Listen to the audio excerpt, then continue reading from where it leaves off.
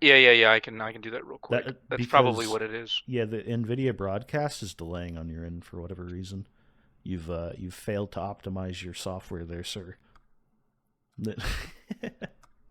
Okay, well he figures that out. How do we get more people who are pro AI to join up?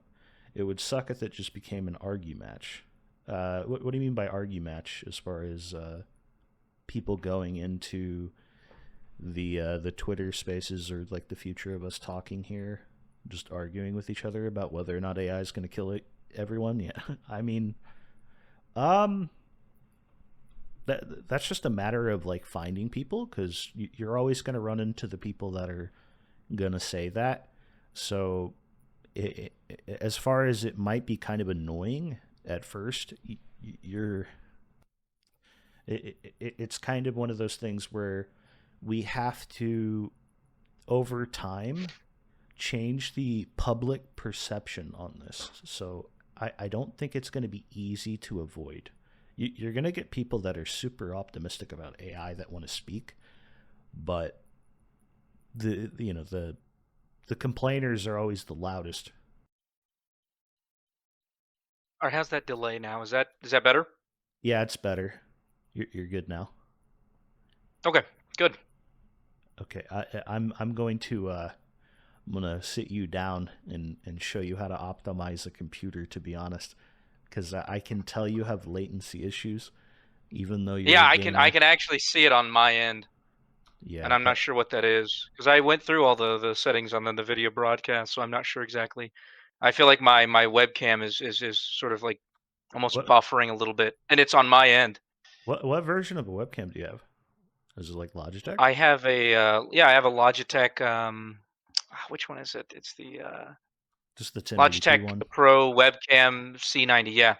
Yeah, I believe we have the same one, so you should not have this issue. So it's okay. We'll figure it out. Um, by the way, I've been posting like stuff in the AI news things. Did you see the eye reconstruction where it's taking a 3D scan of something that you're looking at in your eye and then reconstructing it with diffusion models so it can see what your eye's seeing? So I know that they were doing stuff with like brain scans and reconstructing imaging, but now they're doing it not just on what the so neural process or whatever. Now they're doing it actually on what the eye takes in. It's like literally a 3D scan of the eyeball and like what's refracting refracting through your eyeball, right? And then Hmm. it's taking Okay. like the little bits of that reflective of the image and like reconstructing it. So there's like degrees of weirdness that we're seeing here where like generative models are going to get so good that we can infer reality very accurately. It is Hmm. what that is. So we've spoke before about the concept of like, is there like all of your memories in your head, right? Like, are they just stored there somewhere and we can go find them? Because we might Hmm. have like every image you've seen is in there, and we can infer it with small amounts of data. So even if the data is not complete, we could regenerate it, and old memories from when you were younger could come back, and you could Right. watch it in a generative restructuring of it. I've been Because thinking about that obviously today. you can visualize, right? So the visualization process sort of like, it takes the data from somewhere in your brain and it's reconstructing it every time. So it'll be really interesting to see, I guess, the difference between the hard encoded data that you have and then sort of how the brain reconstructs those images. That's why when you remember stuff, it's always just a little slightly different because and I think that's a lot more interesting concept when it comes to your brain is if you were just accessing a file and pulling the file up, that's not that cool. But the fact that it has that data and then it reconstructs the situation each time. So then like your mood changes the reconstruction. And so seeing it'll be really interesting to see when we're looking at sort of emotions and stuff and you have a very fresh memory on someone, let's say. of like them looking at a building, and then you put them in a high stress environment, and then you reconstruct it, and you see what their brain puts out, or you wait until they're feeling really sad, and it's the same image, and we can see then how emotional states affect our sort of memory and I've heard our this theory. reconstruction of events. I've heard this theory before that like your memory is not perfect for one reason is that your ability to go back into your memory is largely in compliance with your mood at the time. So if you're in a super droll mood, you'll go back and like remember things in a very bad light. So so there's like a there's aspects to that that might be interesting because once we get to the point where you have like full on Jarvis and things like this, where it helps you store a ton of memory, and then you get into memory inference where we have some sort of neural link that's reading various nodes throughout your brain that store memories. Reconstruction, you might get a thing where, based on current data it has, because everything with generative is all data points, right? So the more data points that you have on something, the more that you can reconstruct it. So there's a weird thing where I've been really thinking like we might have a situation where everyone gets a lot of their memories back. Now maybe not with Hmm. people that have like severe neurodisease Degeneration. where like a lot of the Hmm. brain is like gone and stuff, but we we might like because I think there's an interest We in this have to as have a well. brain to fix it, right? Yeah, yeah, yeah. We need the hard If you're drive. missing a big chunk of it, we can't. You know what I mean? If it's cracked in half, it's sort of hard to fix that. Listen, maybe we can do it if we try hard enough. Okay, we just got to scoop the brain back in. But Well, I think. the point I was going to make is that we have you seen the replay the memory thing with the Vision Pros, where it's like you record a Mhm. 3D memory. That's creepy for the record. But in a real Yeah, situation where you might really actually weird. be able to reconstruct someone's memory, that I think you'd see a lot of people that are kind of okay with that. You know, like going back and remembering random things with their kids or their father, you name it, right? Like I don't know. I don't know how I I would think deal it with would that. be so. I would say for as far as like an implementation, I think that that would be sort of very much. How do I put this? So there's certain situations where I think people might be required to have some sort of looking through their memory. So if you're in like a high position of authority or something like that, you would have to sign some sort of contractual agreement, right? Where like, they can look through certain memories, right? They can access that if you're under an investigation. I think for the average person, there'll probably be safeguards in place. Like if you're, if like, I think the way that our legal system is made, they can't be like, well, we think you did this crime. Let's look back through your memory. I think that would be, I think a lot of people would take There's issue with moral that. But I think implications. there's a lot of moral implications. But as far as people who are, you know, Congress people or like lobbyists and sort of things like that, where You have to submit your okay, did you memories get to money under the public. you had to submit your memories to the public to prove that you weren't taking money under the table.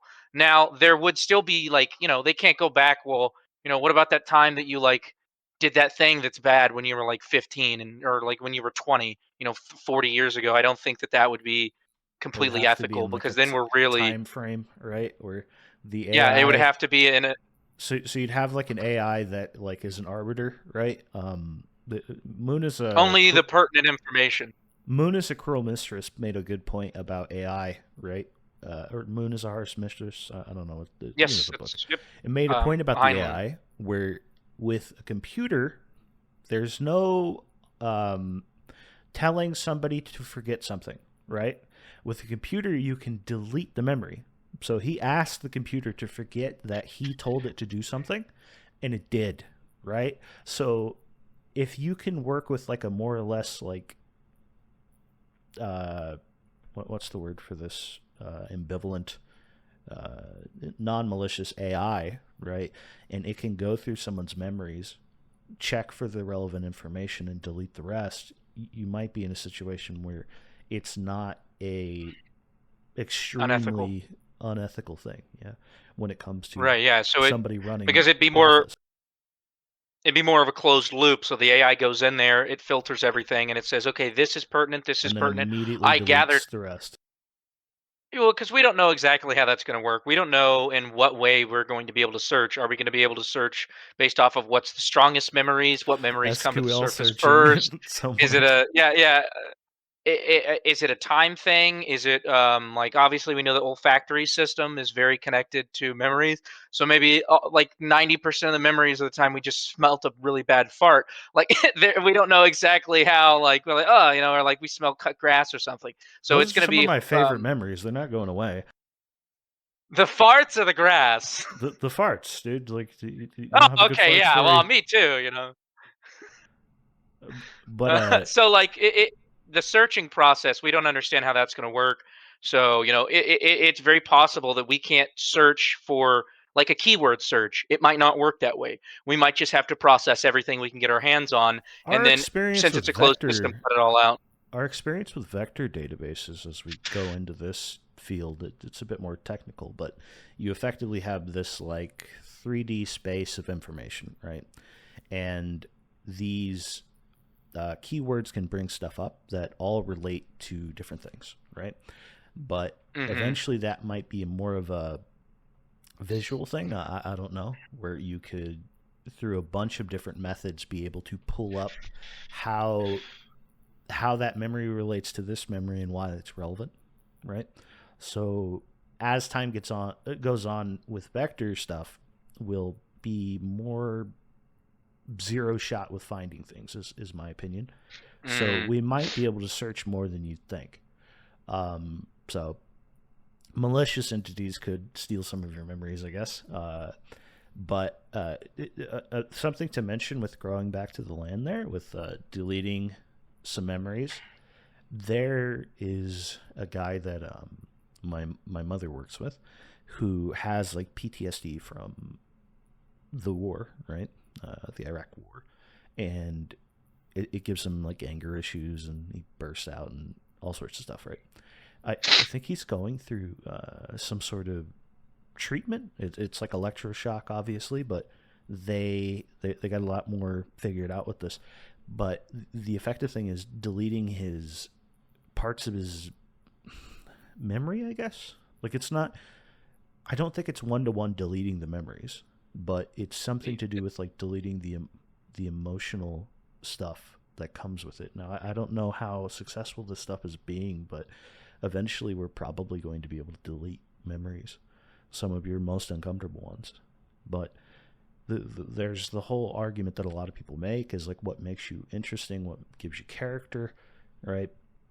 Is the bad stuff that happened in your life as well as the good stuff. But that's where like we get into like a transhumanism. Like, what do we value? I'll make a slight caveat on that because there was this really interesting study that I read, and this is going to be a slight tangent, but it will circle back in. So they found that the idea, what we're talking about, that the negative things, they build you up, and so like what they find is that people who are in an accident and put in a wheelchair, their like opinion of their life for most people, it, it's going to go down, and then it's going to return whatever, and they're going to say, well, okay, this negative thing happened to me, but it allowed me to do this and it allowed me to do that. And they were wondering, okay, is that a coping mechanism or is that really true? Do they actually learn from it? And I believe it's a little bit of both, but it certainly is a coping mechanism. What they did is they took these paintings, right? And they there was 10 of them, right? Scaled them 1 to 10. They let them choose between 5 and 6, and obviously they'd choose 6 being the one that's rated slightly higher, and then they'd come back, and when they'd have them categorize them, they would number 5, the one they did not choose, would go lower, and number 6 would move up. And what they found was that even people with memory issues, who might not even remember the test or any of that, the exact same thing happens. So our memory is sort of, even if you were to get rid of the base memory, the way that it functions and the way that it sort of communicates with the rest of our brain is a lot more complicated than originally thought, I think. So even if you, so good, possibly bad for what we're saying, you could, in theory, get rid of the negative memory, right? but the positive benefits or even the negative benefits might still be in place. So, for example, I don't remember that a dog attacked me. Dogs never attacked me before. Um, and I could get rid of that tragic memory, but that doesn't necessarily mean that I would get rid of my fear of dogs. I would just have a fear of dogs and I wouldn't know the reasoning behind it. So there's And like that's to me uh, what that study says. there's some sort of effect on the neural pathways that are beyond the memory, possibly. Okay. Yes, even if that hard coded, because if you think it's a neural network, right? No, sorry, I dropped something. If you think of it as a neural network, even if you get rid of a town, let's say an area in that neural network, it still has been impacting the rest of it. And so even with the removal, the surrounding area is still going to sort of get that in and out flow of traffic and that sort of the change in the brain network. So, you know, it's as technology progresses, it's possible that we could shift that as well and we could retrain it. But, I think personally, and again, I'm not a neuroscientist. I'm not a neurosurgeon or anything like that. I would think that it would take slightly more than just getting rid of the base data for reconstruction, because the pathways are there. So even if the data that we're sort of gathering for our reasoning is no longer there, the reasoning still exists. Like, I like the color blue because when I was 5 years old, you know, my mom gave me this blue outfit or something. If I don't remember that memory, that doesn't change the perceptive quality that I have on the color blue. It still is going to persist. It's just the data it's based on is sort of deleted at that point. But that doesn't mean that in the future we can't change that perceptive if it's a very negative thing. So there's like a degree of baked into the cake here where we can't, we're Yeah, not like a hard drive where you can't just delete the memory and everything to do with that is gone. That could kind of happen with like a vector database as well, I guess, like where you delete parts of it and now it's missing entire quadrants. So I'm not entirely sure what that means for humanity, but like is this a scenario where we get into like machine learning's probably going to understand all of this, like yeah. on the very like soon as far as humanity's concerned basis, we're going to be able to pick out and probably cut this crap out if you want to, I guess. But what? So here's like more moral implications to think about, right? Let's say I murdered someone, right? And I cut that memory out. Am I still a murderer? I don't remember it. I is it like is your body still a murderer? Because you're mentally not a murderer. You even like say you murdered someone out of rage, right? Like complete rage. They were just they did something to you and you just You were crime. whistling really loudly and it annoyed me. Yeah, crime of passion, right? Like I can't stand whistlers. Kind of passion. So so the moment like it happens, and then you go through your sort of let's say prison in the future is more Norway-ish, right? You go through your Hmm. time of sitting there playing PlayStation, and then they do memory therapy on you and make you more docile. Like, do you go back into the public? Are you still a murderer, or were you just like a bad bot? I'm wondering about stuff like this because Wow. we have here in America we have entire groups of people that are lost in the prison system. Yeah. They are Hmm. repeat criminals. Can we make them forget the bad memories and like revitalize them? And retrain them. And then what's the moral implications? So I would Is say that in bad or regards, good? It's is a it net bad or is it good if good or like well, I say think you could successfully do it. That is a net good on society is that you bring these yeah, people because you're back you're from you're you're bringing a people mental back into death. society that normally would just have been, dead weight essentially. So within the current structure of the way we see stuff like that, the only one I can really speak on is people who are mentally incompetent. So I would say that in the future, when we see these heavy emotional states as just being as someone suffering from a heavy delusion, where they think, "Oh my goodness, I'm being gang stalked. The mailman, he's actually an alien and he's trying to get to me." If you truly genuinely believe that, most legal systems in the Western world would say, well, okay, yes, his actions were negative. However, he's clearly not um, sane. He isn't fit to stand trial. And so maybe in the future, when we have those abilities, we'll say, well, he was angry or he was sad, and we see that as such a you know whatever that we consider that he isn't able to fit trial. He didn't do something logically. But I think the issue with that, and I actually had this conversation with a coworker because we were talking about the basis of logic and the basis of emotion, and if emotion can be logical or illogical. And the the problem with saying, well, he was in an emotional state and that made him illogical is that humans are based on emotional states. So we are um, stimulus happens and every response we have is emotional. So and you're like, oh, what? Well, it comes from fight or flight or the sense to protect, or every response you have to stimulus has its basis in emotion.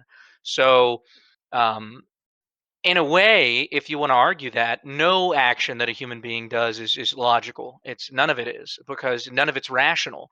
Because um, even if the stimulus, even if the response to the stimulus is rational. So there's a car coming at me. Oh my gosh, I'm scared. I jump out of the way. That is a rational response. However, that response is still embedded in an emotional quality. So that's going to be really tricky to deal with because you'd have to completely separate oneself from the emotional response to sort of say that any emotional response is illogical. Does So that make sense? so that mean like the person, like, well, let's say someone's like prone to, there's like genetic stuff, but Hmm. someone, schizophrenia is one of them we've talked about quite a few times, but that you have like a genetic predisposition to various things, right? If Hmm. you remove these things, like how much do you have to remove and quote unquote retrain the human neural network to make them behave, right? What Right. At what rate does this even matter? Or are they going to just do stuff again? Like I'm not sure. Maybe there's like degrees of retraining because if we get to the point where it's like Matrix, like you just go learn kung fu because you feel like it, like we might be able Yeah. to just like therapy the hell out of everyone just He's beginning to immediately. believe. Yeah, yeah. That's that's that's always the funniest scene. Kung Fu was very Yeah, like I love that's pop. great. Kung Fu was very like cheesy then, and people. It was one of the first like films, by the way, that really like did a mainstream where it wasn't like super campy. Like the Kung Fu was just kind of part of it. Hmm. I don't Well, know if you know it's that, but like a lot of like the old karate type movies were like like, it had a certain cult, yeah, a certain cult following, and then that movie was just like we're just gonna have kung fu because I decided, and then it's just yeah. a big giant movie that everyone watched. It's another thing that's really interesting about the Matrix is, so I had Jasmine watch it, and so much of our media has been influenced by it that I think when she watched it, and obviously correct me if I'm wrong, it almost seemed like she'd seen it before, because so many of you're the one, you're the chosen one, and you know what I mean. You're this sort of like entity, and like a lot of the stylistic choices and narrative choices, and the bullet time slow mo, and like a lot of the Ton of cinematic stuff references that to the was used in Matrix it. and everything you watch, so you've kind of Yeah, that seen it's it at like, some is point. this it almost, once something becomes so prolific and you go back to the source of it, it almost seems like a parody of this concept that's prevalent enough to you don't understand that it has a basis. It's like, well, what is this based off of? Because you'd think, that it's just so, it's very interesting.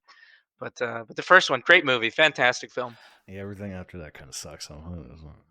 Is there even a I mean, they're not great. I still like watching them, my but favorite scene from the other movies is when he's in the mech warrior suit and they're all just shooting down the floating. Oh, it's I great, like how they even do like the weird sort of like come, and they're like dude. they're like I'm reloading and they're like waiting, moving the shoulders. It's very absolutely cool. waiting for mech technology to just be everywhere. I would love that. So, dude, can you imagine you just go pick up your fridge and like dust under it real quick? Like, I mean, I'm probably strong enough to do that, but like, I would like it to not hurt my back. Like the idea of Yeah. like I kind of picture weird scenarios where you're gonna have like some little old lady in her mech suit just walking along with her, Oh. yeah, just picking big shit up just because we can now. Like there's weird like Hmm. superhero shit coming to the world where people are gonna have access to technology that you wouldn't even imagine, and that's Hmm. one of them is like physical things that we're going to be able to do. That there was a guy who just obviously it's like it's not consumer grade, but he made like I'm gonna do the world record deadlift with these pistons, right? And it's just like a kind of a shitty mech suit he made, but it lifted the It world worked. Yeah. record. Like so there's like degrees of this where like humans are just gonna from this point on just become more super. Like have you heard the concept that the more technology advances, the faster we are going to advance and effectively become Krypton, right? Are you aware of Mm. like the idea of like the world where everyone is Superman, right? Yep. Hmm. We're kind of going to get there technologically. Growing, by the way, is like she's lives on a giant, massive land. Could you imagine like a really good mech suit for someone like that? Like you're just lifting shit. You're pulling fence posts out of the ground and moving it. Like it's just no need for your own strength. The body, the exoskeleton does it for you. That's nice. Yeah, there's like a lot of weird things to think about like that. Like, have you seen in the I think it's GM or it might be Ford. These guys they have their arms up like this all day and they're staring up and they're bolting shit to the bottom of these cars in the assembly line. And they made them little mech things that keep and hold their arms up like this, and they can have both arms up just holding forever, right? Hmm. And Because that actually takes. There's only so long, no matter how strong you are. Yeah, destroys your it's arms over time, and it's yeah. bad for your back and all kinds of things. But they made these little mech suits, and it just pops up their arms, and then they're fine, and they can just work The like pressure off. 12-hour days if they felt like it because it's just so much less pressure. She's like, I need that suit.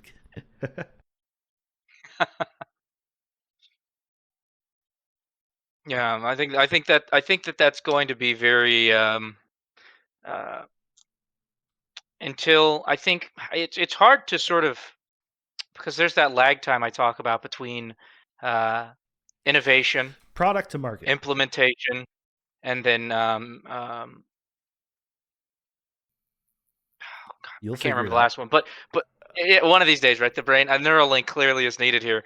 Um, it's sort of at what stage, we might be implementing stuff like that, and the moment that we get it implemented, we've already developed, androids that can do all of that for us. But it takes so long to get the industry and the innovation and sort of the environment for it. You have to have the infrastructure. Infrastructure. I knew I had decided to figure out three I words, was trying to think of it the alliterated. whole time you're saying it. I'm just like, what is he getting So at? so you have to have the infrastructure for it as well. So I think a lot of this stuff is going to be just sort of released at a very similar time to varying degrees. And it's going to be, well, what can we just get our hands on right in the moment? Even if it's sort of a lesser technology, even if an Android could do this, what is our capabilities of manufacturing? Do we have the infrastructure? Do we have charge ports for them? I mean, I highly doubt we're going to have sort of maybe we have nuclear fission batteries running in all of them or something. And I like think what's more so, likely with that, just in the short term, is just a drill pack, right? Like, you're just this is what Spot. You've seen the yellow dog that fucking walks around, um, by Boston Dynamics, right? You've seen that? Can I get a yes. nod? Okay. Okay, Yes. okay, okay, yeah. Yes. Yes. Um, I was like I'm just like, Spot. Oh, the little yeah, robot dog. That like he. yeah. He dances, got the arm on his head. He's got a giant battery pack that you just pull off and put the new one on, right? So it's going to be the same with these, in my opinion, where you're going to have a spare battery that's charging while it's working. Hmm. The Yep. Tesla bot, for example, is supposed to, I think it's an 8 hour, like it'll be able to just do an 8 hour shift, no problem. Just right. And then all you got to do is just pop the new battery into the back of it, which I'm assuming they're probably going to do. I feel like if they make it so that it's not a removable battery, that's going to, I mean, it's going to be okay, but like it'll make it slightly less valuable because you can't just then make it do a Hmm. 16-hour thing while the other one's charging. It just goes until the work is done. That's a weird thing to think about, by the way. In a situation where there's no noise issues, labor on that front, it never stops. So there's Right. nobody needs to It's a sleep. 24 There hour. doesn't need to be a shift change if there's a 24-hour thing. So uh, America here, we've seen like the death of the 24-hour business in general. Even a lot of WalMarts do COVID not go really, 24-hour anymore. I think That COVID really shifted that, and I think that's I think that's bad. the I think that's robots are going to inherently bring that back. Like that's our way back England. to everything 24/7. I thought London was a 24-hour city before I went there. I figured you just always have stuff open 4 in the Just morning. Like sleepy. Walmart's. Yeah, like there's just always stuff going on, sort of like a lot of East Asian cities or 24-hour cities. And then I went there, and they're like, "Oh, it's 11 o'clock. We're closed." I'm like, 11 o'clock? What do you mean you're closed? Where am I gonna get groceries from? You don't have 24-hour like grocery marts everywhere? Like I'm out in the middle of nowhere, and I have a Walmart that's 24 hours. If I want to go at 3 in the morning, I go at the 3 in the morning, and I can get a gallon of milk. So I think that's. I think we've sort of made or forced everyone onto this 12-hour time system, and I think that a lot of people, especially because if you look at the different sort of adjacent um, like Homo erectus adjacent Neanderthals, and there's the Australopithecus. A lot of them had different sleep cycles than us, and we interbred with a lot of them, and so a lot of people are not encoded to wake up at the times that we're set as. Like for me, This could be, yeah, where you're Neanderthal traits. I want to be up till 3 in the okay. morning every night. That's and maybe it's just Did a you know that personal thing, but I when you're like a teenager, you have more energy at night? It's like just a thing. That's why kids are always yeah. staying So up all night. we've and sleep is the That's because most most of your important life you thing. were in some sort of war state. Like you had to be Yeah. up at night. So young teens always had energy, and like so And it's interesting to think about. how What's the sleep cycle connected look like in the future, right? Like Yeah, and what's the natural sleep? Because neurological issues and health issues and sleep deprivation are like they're like that. Like if you do not get proper sleep and you're not getting your REM cycle properly, then is it because, oh, my someone bed's needs to at bad, debugger or with it's this. just me personally? Or is it because I'm not supposed to wake up at 6 a.m.? I'm actually supposed to wake up around 11 in the morning, or maybe I'm supposed to wake up at 1 p.m. And that's what I'm hard coded genetically for. And if we move to a 24-hour world, a 24-hour system, I think it's going to have a lot of health benefits. I think it could probably also do the opposite. There's going to be people working the night shift that just should not work the night shift, but at least it gives those people the opportunity to sort of engage in that. Yeah, that makes sense. We might head towards so many different parts of the economy are going to be 24/7, as well as just asynchronous in general, right? So Hmm. people kind of just sleep when they feel like it. Some people are just going to be night owls forever. They live in the dark city that you're in, like they they're just chilling. And then with like marching towards singularity, a lot of people are just going to spend as much time as they feel like on video games and stuff. They're not going to sleep very much. Yep. They're going to sleep when they feel Well, like it. and that's in a post-work society as well. You don't have to be constrained by this 40-hour work week. So then you truly get to do. I mean, I personally I cannot imagine a situation where we go post-work society, right? Um, and we don't become a 24-hour society. Yeah, and then I guess there's other things like there's the possibility that one day, because the brain is just draining itself when it goes to sleep. There's a possibility in the Hmm. future we're just going to be able to turn off sleep, and if you want to sleep, you can, but most people don't have to. Where Some sort of artificial lymphatic system. yes, something to that effect. Because we're headed towards like transhumanism, right? Some people are going to cut their Hmm. legs off and put robot legs on because they're faster. Like that's a real thing. Like I have a friend who says that to me every once in a while because I used to work in prosthetics and he would give me a joke every year of like, so are they good enough yet to where I can cut my legs off and run faster? And he means it. Like he's like, look, it's weird to think about, but like at some point, if I'm faster with these on, I'm cutting my legs off. And that Hmm. sounds like crazy, but I understand because eventually there's going to be degrees of like body modification that we may be able to do either genetically or mechanically, where we have Right. mechanical integration. The step one to that is obviously Neuralink, but eventually, imagine a scenario where you turn off. I believe dolphins they sleep with parts of their brains. It's like I think it's four Hmm. quadrants, and it sleeps throughout the day as they're going. They never technically sleep; they're always going around. Sharks are kind of the same way because a shark has to constantly be swimming in order to get oxygen into its body because that's how the gills work. So you have this. This is perfectly possible for humans to do just based on what other mammals can do, specifically the dolphin, your favorite. But, anyways, anyways, the point I'm making is it's all possible. So, what Yeah. happens when we turn off sleep? How Hmm. much do we advance in a year? What do people do with their time? Do people have beds anymore? Do people want to sleep? Because some people love sleeping, but Well, and does we may life? still just do it as a social thing, or just because you don't have to do it, but you still like. I think what was it, Data and Star Trek: The Next Generation practice sleeping. He didn't need to, you know. Yeah, Um, Data. I've he only did it at a watched two social seasons convention. of Next Generation, right? Oh, Um, wow.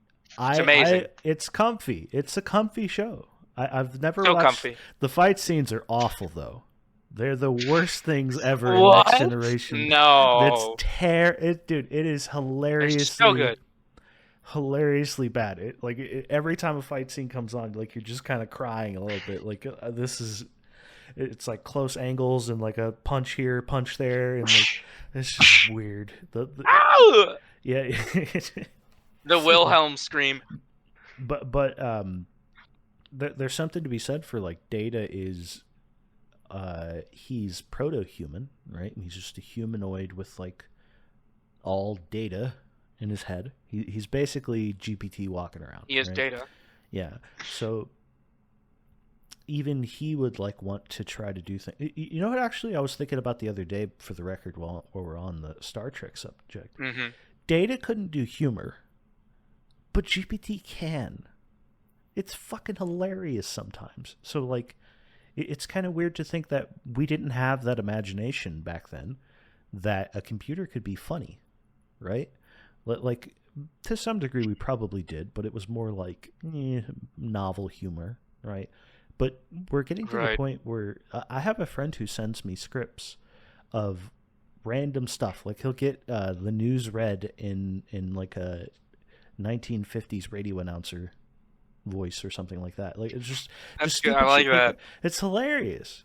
And other And news. yeah, it like perfectly does it where you um it's not awkward in a way. Like it's able to Feels make you real. yes. It like it feels like it was written during this time or with this humor. The With the best one transatlantic accent would be the term. That's what they were really yeah. during that time, the The, transatlantic. the best example of this, by the way, is have GPT describe something as if it was a George Carlin stand-up bit. You'll laugh your ass off. Like it's got about a 30% failure rate sometimes, where it doesn't. It's kind of whatever. But with GPT-4, it will be hilarious. Like it'll be as if George Carlin was doing the bit. Like it's just that like that signature like nihilism about the scenario with ridiculous examples ad infinitum.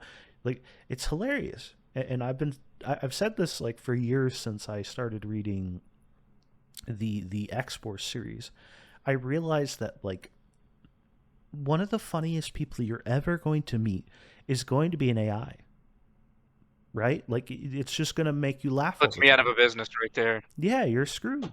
You weren't doing very well I got like anyways. I'd say I have like I say I have an 80% success rate. I'd say 80.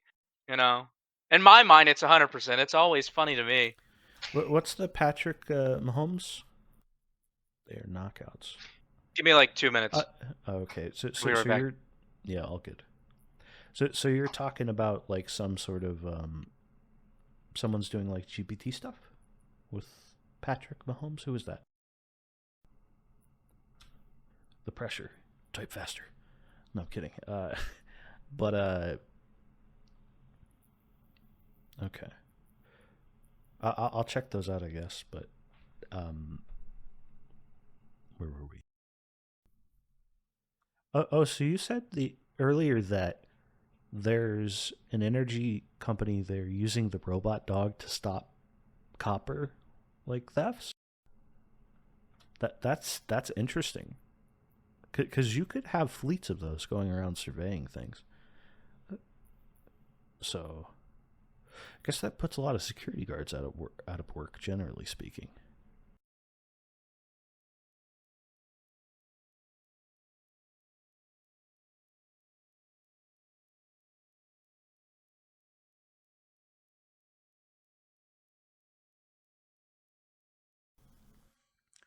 Video game jobs that are fun. Are you aware of the pressure washer game? People are obsessed with it.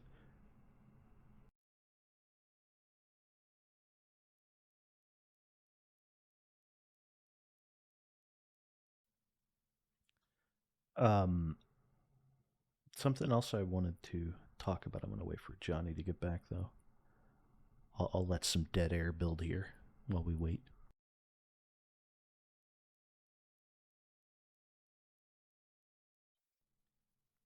I think everyone's going to game in the future, for the record. It's just going to be barrier to entry is lower.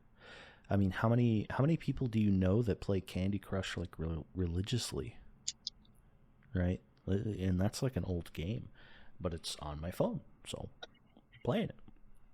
So I'm not saying No like one hates Tetris. I'm not saying convert to video games. I'm just saying that you're probably going to be playing video games in the near future when you have spare time, especially once we get you your mech suit. Uh, it's less. You got more stuff done in less time. Okay. No one besides Jasmine doesn't like Tetris. Okay. Let me make a caveat. Tetris is stressful, dude. I used to have me and my No one. friend. Okay, I take it all back. Nobody likes Tetris. Tetris is horrible. I was wrong. I didn't realize. My best friend growing up, we used to.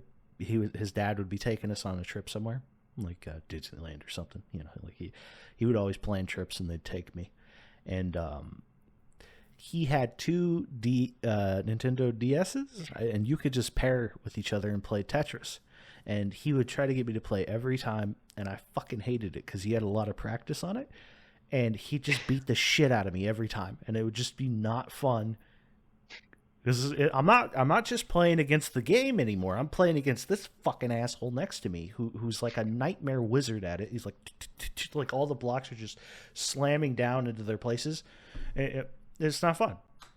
So Tetris has. I actually don't like Tetris. I have little like memories of like not liking it because my friend used to beat the hell out of me. I didn't have Tetris. Right. Bastard. You can tell that's a memory I should delete. Um, Yeah. I'm There you fucking go. I'm still I pissed had about it similar. today. I'm fucking. I don't know why I'm I so have mad similar about that. interactions with the sort of skill ceiling in fighting games. Like I've got the reaction time and I can memorize combos and I can read movements. But when you have all of that already done and my friends like, "Oh, let's play this fighting game I have 800 hours in." And I'm like, "No, dude. I'm not going to do that to myself. I'm just going to feel bad. Yeah, I'm going to get angry. I can't. I think I'm going to lose that 20 same matches in a friend row and I'm going to be like, I'm not going to do it anymore." that same friend used to try to get me to play Smash Bros with him, and I didn't have a GameCube, and he just beat the shit out of me, and he would just be like trying to play it every time, and I'd just be like, I don't want to play, and he'd be like, you fucking suck, like, like he's just like little kid shit. It's like, God, I'm still That's why, mad. like, I don't. The When bastard. people are like, "Oh, I'll play," like, I've got 3,500 hours in Dota. I'm not gonna.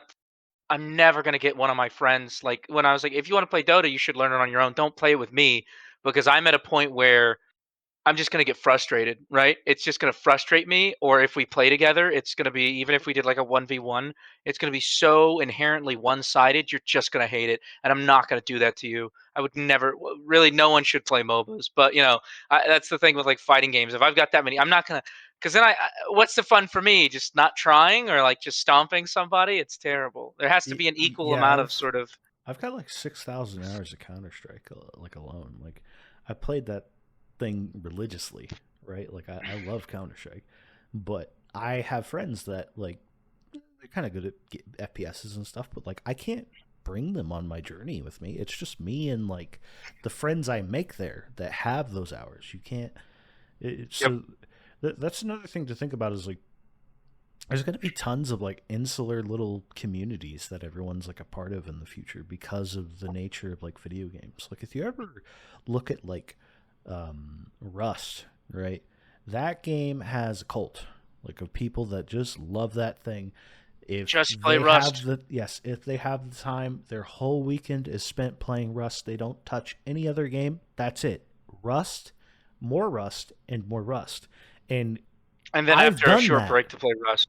I've done that. We used to call it the Rust diet. We weren't eating, me and my friends. Like I lost weight when I first started playing that game at the time because it was so addicting. You're living in this world, right? It's not a perfect world, but This Rust you're world. you're defending your base. You're defending your territory. People are coming up to you and talking to you, killing you, murdering you, trying to raid your thing, and it's A lot of so murder. your brain is so wired, like you're just in it, and that's going to be like a lot of the because most of the past, right, has been extremely boring for most people.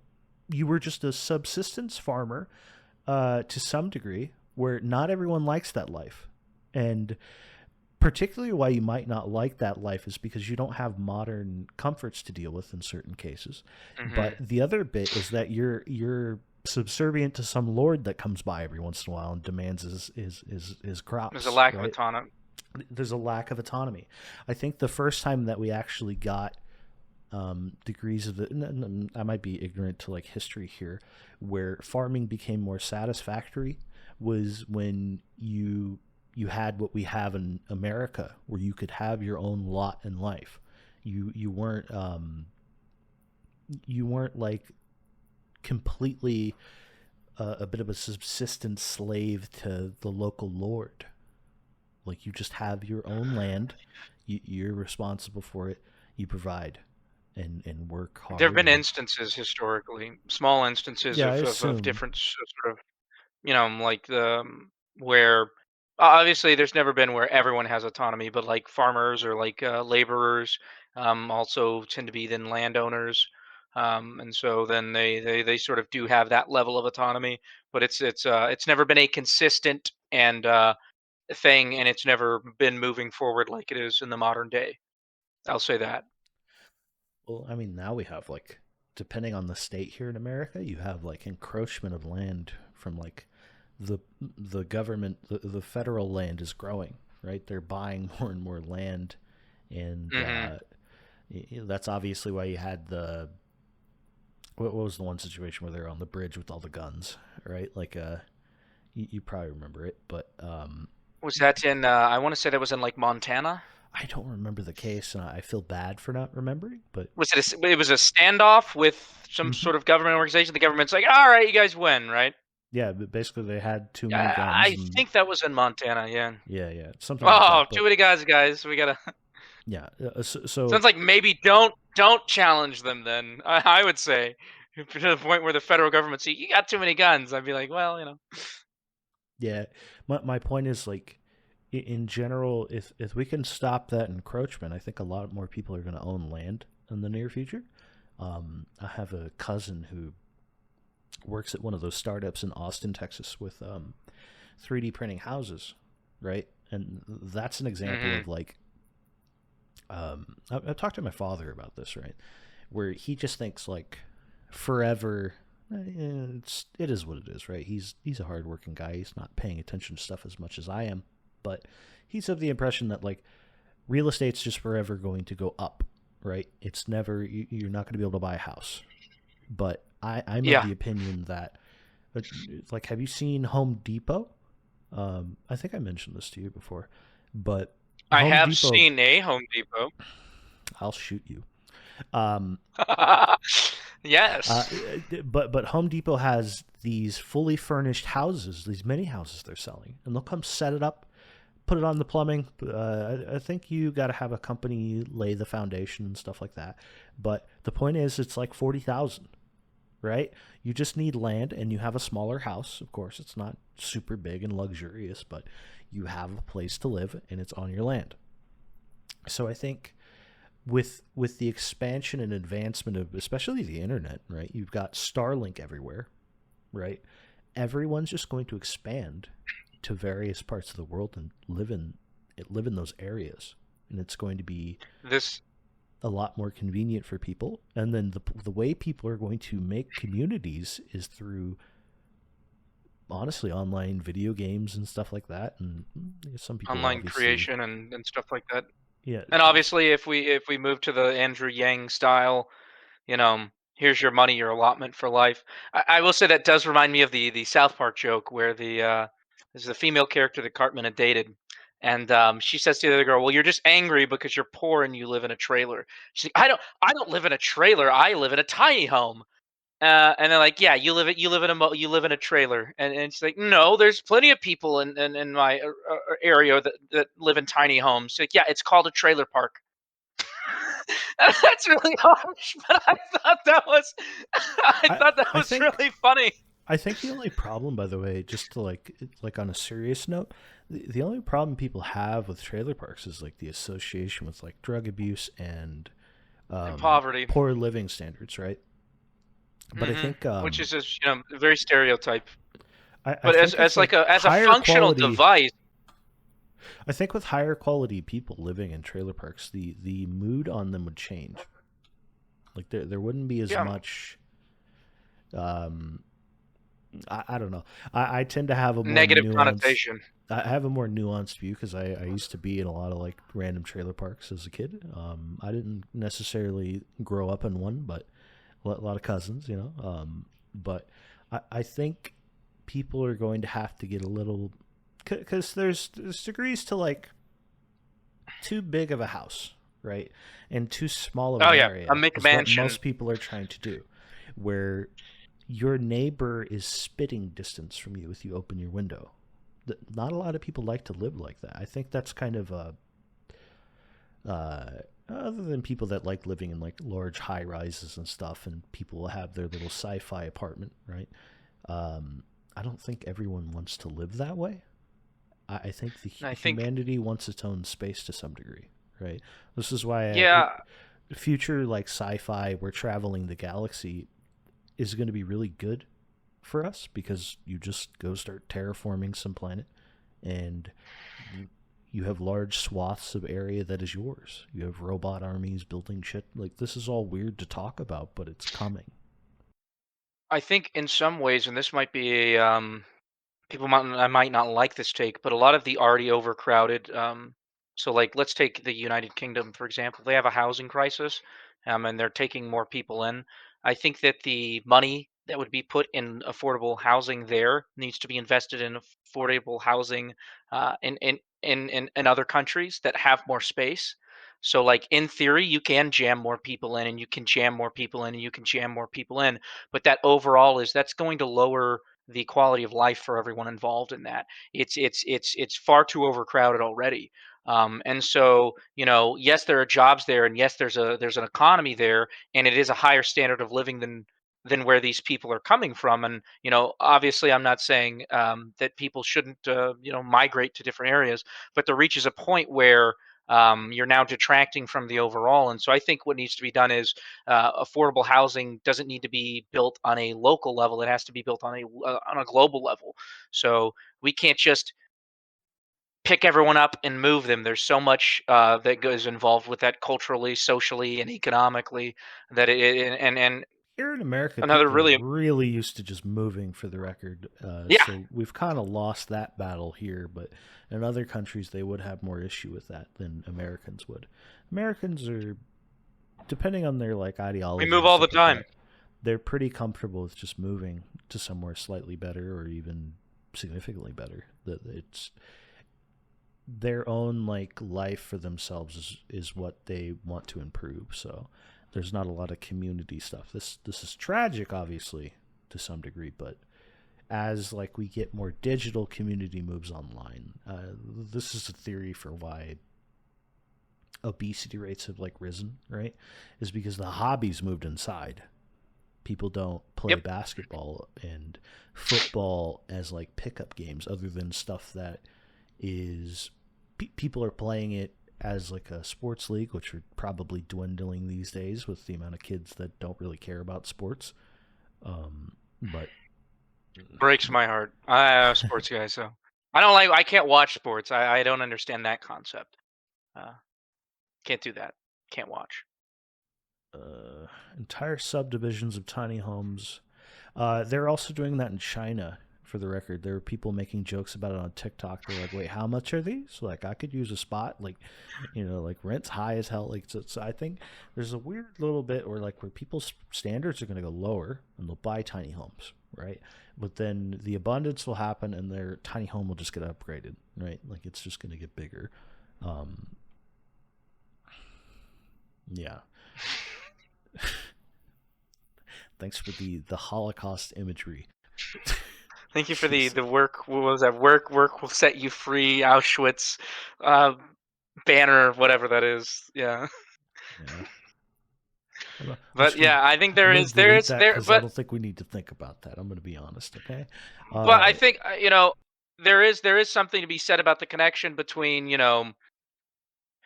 creating a mass amount of governmental low income housing and then putting people in there because we think what we're doing is good, but in reality, the well, part of what the we're problem talking is when about, you real quick, what we're talking about is like people kind of on their own volition going and like plotting something down. right. We're not necessarily talking about like hell subdivisions that are like stacked cargo containers to live in, You don't get to which is leave. You're fenced in. yeah, yeah. I don't think that's what we're talking. I don't want that in any way. That No. terrifies me. I've read a lot of like dystopian sci-fi books where it's like you live in the pods, like you get your government subsidy and it's ever dwindling. Like I think that's the Justin Timberlake was like Timeless or something like that. There's some movie where the plot of it is that everyone has time on their Yeah, their I'm like familiar. hand. Yeah, yeah, yeah.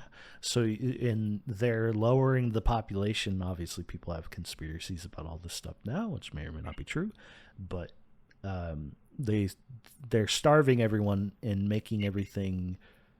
You're getting paid less every time, and things are getting more expensive. So you literally die. So obviously, that's a bit of a prolific thing for the current inflation stuff that we're dealing with now, but um, I think in the terms of abundance and then population collapse, people are going to be able to command a lot of land.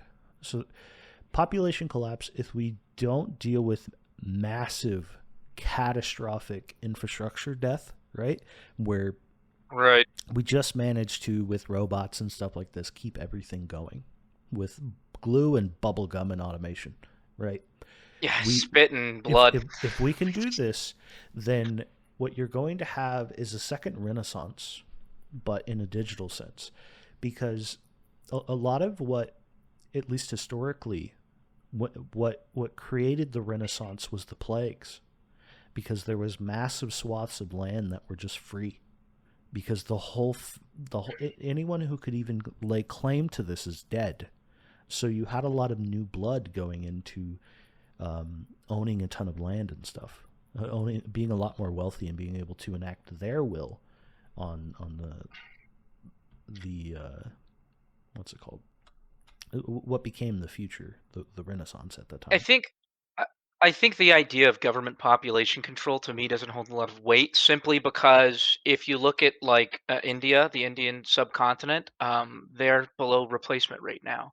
So like the same thing, the replacement rate is starting to be just gotten lower and lower, and also Africa and a lot of those countries and China, these countries that had these massive population booms, they're going to be in the exact same position that a lot of European and and then North America has, where it's like, okay, we're below replacement rate. So Yeah, they're just lagging the behind. issue well, the issue is then that we can't just take people from there, continually take people from there to replace our lowering population, because they're also going to be below replacement rate. So clearly, there's something that happens when societies advance, or there's something when you reach a certain threshold. There's a social or an environmental or a biochemical response that goes on a subconscious level or even a slightly conscious level with human beings, where we just don't want to have kids anymore, on the majority. And that's the important thing to look at here. You can't just, if everyone's below replacement rate, it doesn't matter if you take people from here and put them over there and take them from there and put them over here. What we have to do is we have to figure out, okay, what is optimal for sustaining, population? What's a good number for each region, and how do we maintain that? Because that's going to be a really big issue, at least I think. Yeah, there's also something to be said for the amount that we subsidize India and China's economy, right? With the amount of stuff we buy from them, Mhm. is that a lot of manufacturing is moving to. Hi there, Lex. Jeez, nice fucking beard. Jeez, borrow some of I'm that. actually recently on a terrorist watch list, so I don't need to know about that. But I'm just anyways, the the point I was going to make is that with our population collapse, we lead to the population collapse of other very large economic powers. That's a big Yeah, problem that I and don't think a lot of it would people also appreciate. affect the petrodollar. Yeah, China If the and India are going to have a bigger collapse of population than any of us because they just have more people. hmm So the collapse is going to Yep. be a lot more prolific. This is why I say again, we need robots way more than people know. It's it needs to be advanced as fast as possible. Welcome, by the way, Lax. yeah, Nice to meet you no face to problem. face. Yeah, I know. I need a haircut, but okay, yeah, I you guys too. definitely don't. Yeah, I dig the backgrounds. Been Yeah, you like pretty it? cool. We decided that Yeah, our it's cool. backgrounds were not suitable. We needed to live in space. I Although don't the have to clean planet my he's on, room but now. yeah, Fair see, enough. he gets Yeah, it. you got a whole rocket ship I'm on behind a you. planet. I don't have to do the laundry back there. That's the planet I'm on. It's very, and I love living here. Fair enough. For the kids thing, I was thinking, yeah, obviously there's like social changes. There's people's desires, but also I think fertility is another big thing that that's definitely a big aspect. I just hopped on, so I don't know Yep. if you guys discussed that. Yeah, we Um, actually didn't bring up fertility Yeah, specifically. I listened to an entire podcast on like phthalates and stuff recently. I'm not sure if I should throw everything away and live with like wooden shoes, like it paranoids the hell out of you. But like I don't know what to do. Like at some point, everything you stare at has some sort of thing that's going to give you the phthalates that lower your sperm count, and you're screwed, and you're not gonna have kids, and all this crap. And Yep. yeah, so it's like, how much of this do I choose to believe? Because I don't know.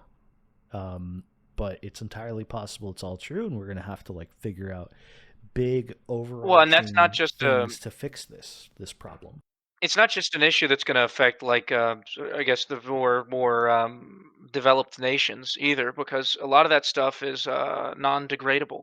So like there was something with 3M where they had these forever chemicals, and they essentially found that basically everyone in the world now, um, they have them in their body. It doesn't matter if they're some, you know, untouched tribe in the in the Amazon jungle, or if they're living in New York.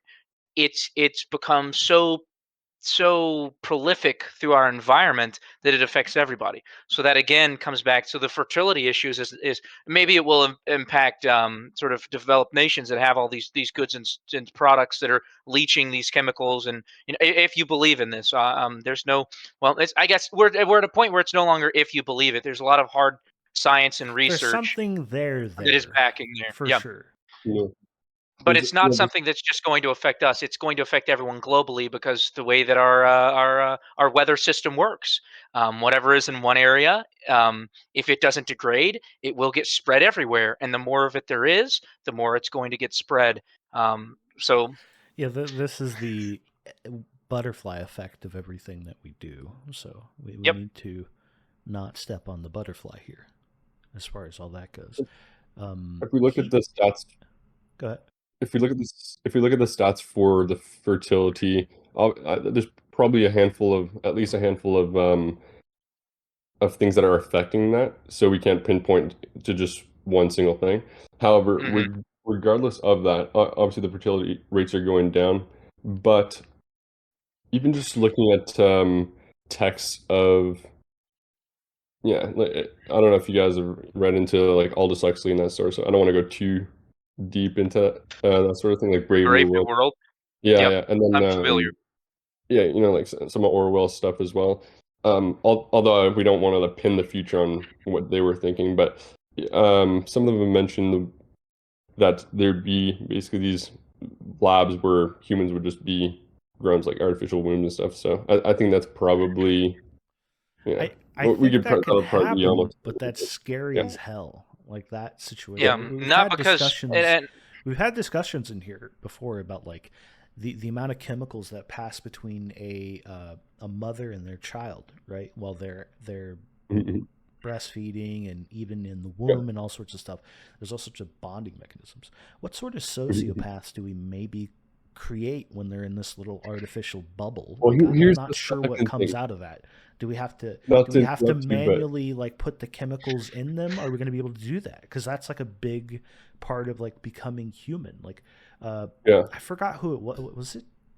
It's one of the recent or not recent, but obviously one of like the terrorists from the late 80s, early 90s. He's Mhm. famous for like being left alone as a child for like years. And it made him very like sociopathic because Mhm. he just has no empathy for anyone else. So Yeah. that is one thing that I am worried about with the artificial womb crowd is like you got problems to solve. But yeah, go ahead. yeah.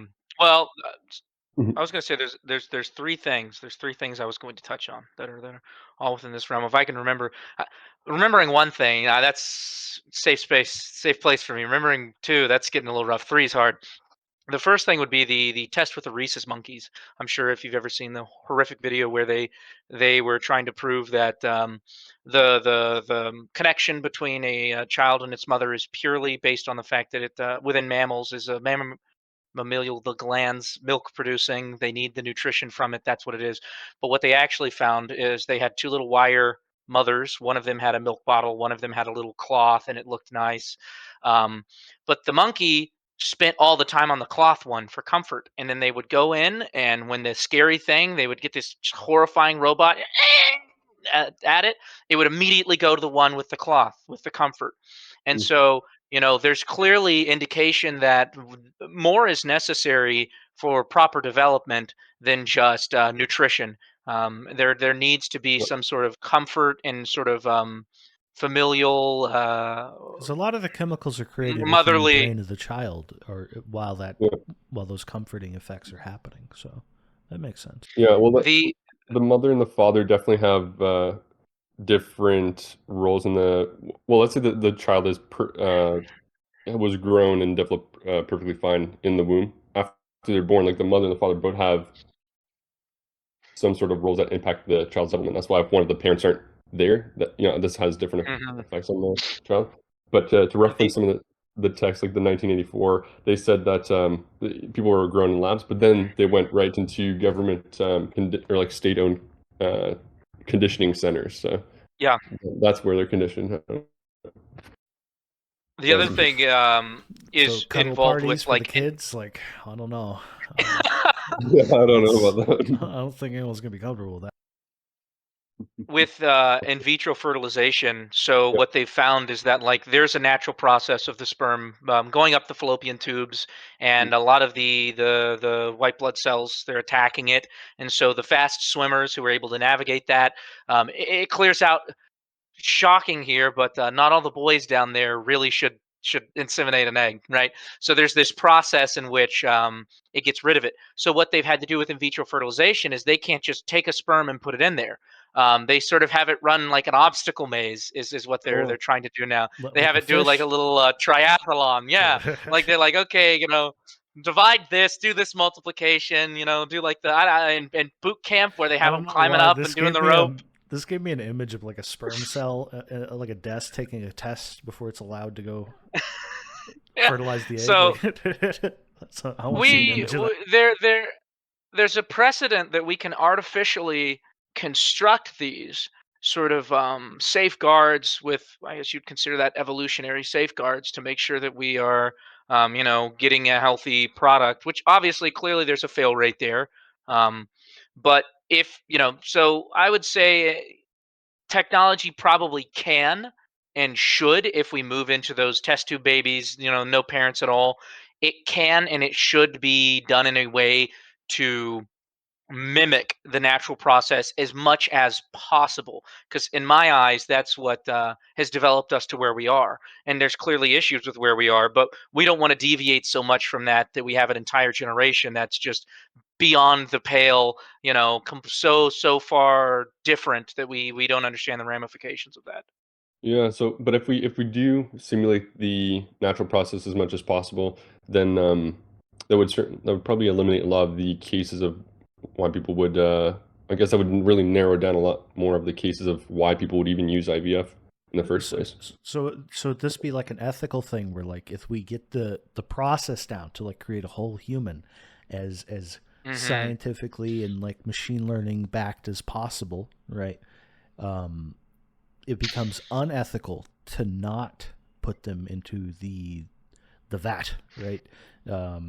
Because there's more chances for it going wrong naturally, right? Right. So Uh-huh. is that like the part of the future we lead into? See, because I kind of have like theories that we're probably going to be able to, through various forms of very advanced medication, or even just interaction with extremely advanced AIs, is like a therapeutic, either through some sort of gene therapy. Obviously, this is like the longevity. The most likely scenario for longevity is that we have regeneration stuff, some sort of thing that turns on the genes that are your actual copy of yourself. So your cells just naturally reproduce. So eventually, we might get into the point where medications aren't just SSRIs, they're actually regenerating more healthy pathways in the human, less negatives overall. We could get to that level of advancement, generally speaking, where we know how to chemically treat your brain down to a T to like remove things or make you more whole in general. So I'm not entirely sure what's going to happen there, but obviously I we're learning a lot more about like neuroplasticity with like regrowing neural pathways or growing new ones. So the time goes on, we'll get better and better at this type of technology. So we might. It's kind of one of those things where it could be. There are so many paths to this that like we do a bunch of everything. It becomes a bunch of like you're in the test tube, and then grown into the vat, right?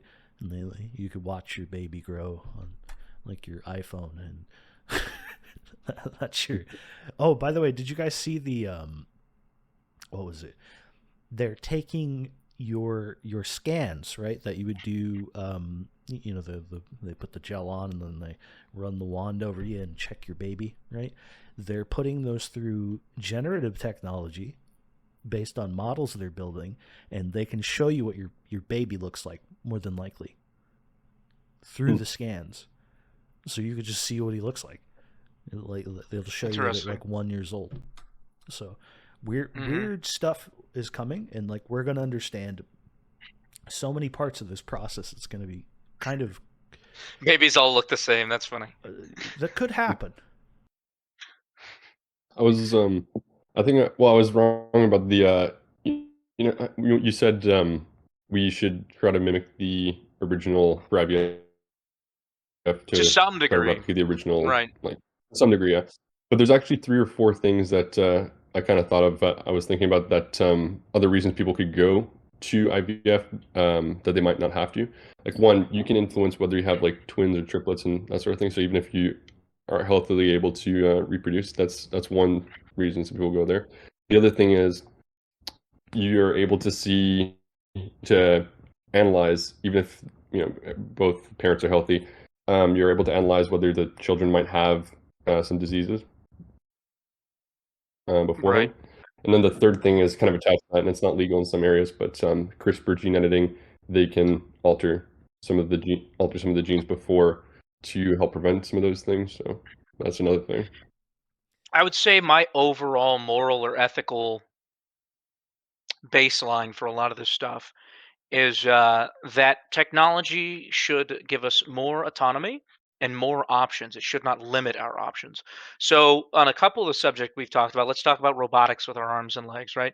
There's absolutely no issue if you want to cut your arms and legs off and get, cybernetic attachments. That is a good thing for the people that want to do that. The issue then becomes, what if, in the future, people are like, well, essentially, if you don't have those attachments, then you really aren't allowed to walk around because, I mean, your legs are so fallible.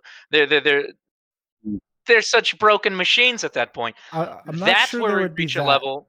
I think it would be more on a level of you're losing Mental. out if you don't have these legs because you're slow as But I hell. think people always should have the opportunity to lose out, because that is, and so the same thing with CRISPR and all that. I don't have an issue with that. And the other one, which was the test tube babies. Oh, well, maybe if we find a way to do it, then we wouldn't be able to biologically have them because they'd be like, well, that's unethical. I think that that's a very slippery slope, because that at that point, technology is no longer giving us more options. It's narrowing our field of options. It's the same way with self-driving cars. Like, the difference is self-driving cars result in, non-self-driving cars results in a lot of deaths. But the argument you see is that, well, if I want to drive my damn car, I'm going to drive my damn car. Fuck you. And to take that argument into a place where it necessarily may not result in deaths, it may just result in a slightly lower quality of life. People should be able to, if they want. Like, if someone's in a wheelchair and you're like, we can give you cybernetic legs, and they're like, no thanks, I like my wheelchair, that's their decision, right? If you're like, I've got an anxiety disorder, like, we can fix it like that, and they're like, no thanks, it's part of who I am.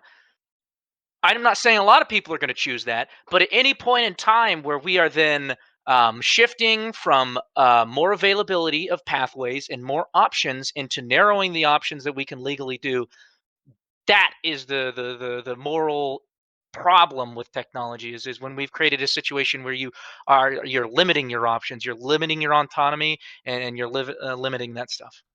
I That's my think opinion. I think people are gonna, because of longevity, most priorities are going to be how do I preserve my life, right? So like a lot of if I was going to do any sort of modification to myself personally, it would be to make myself unkillable.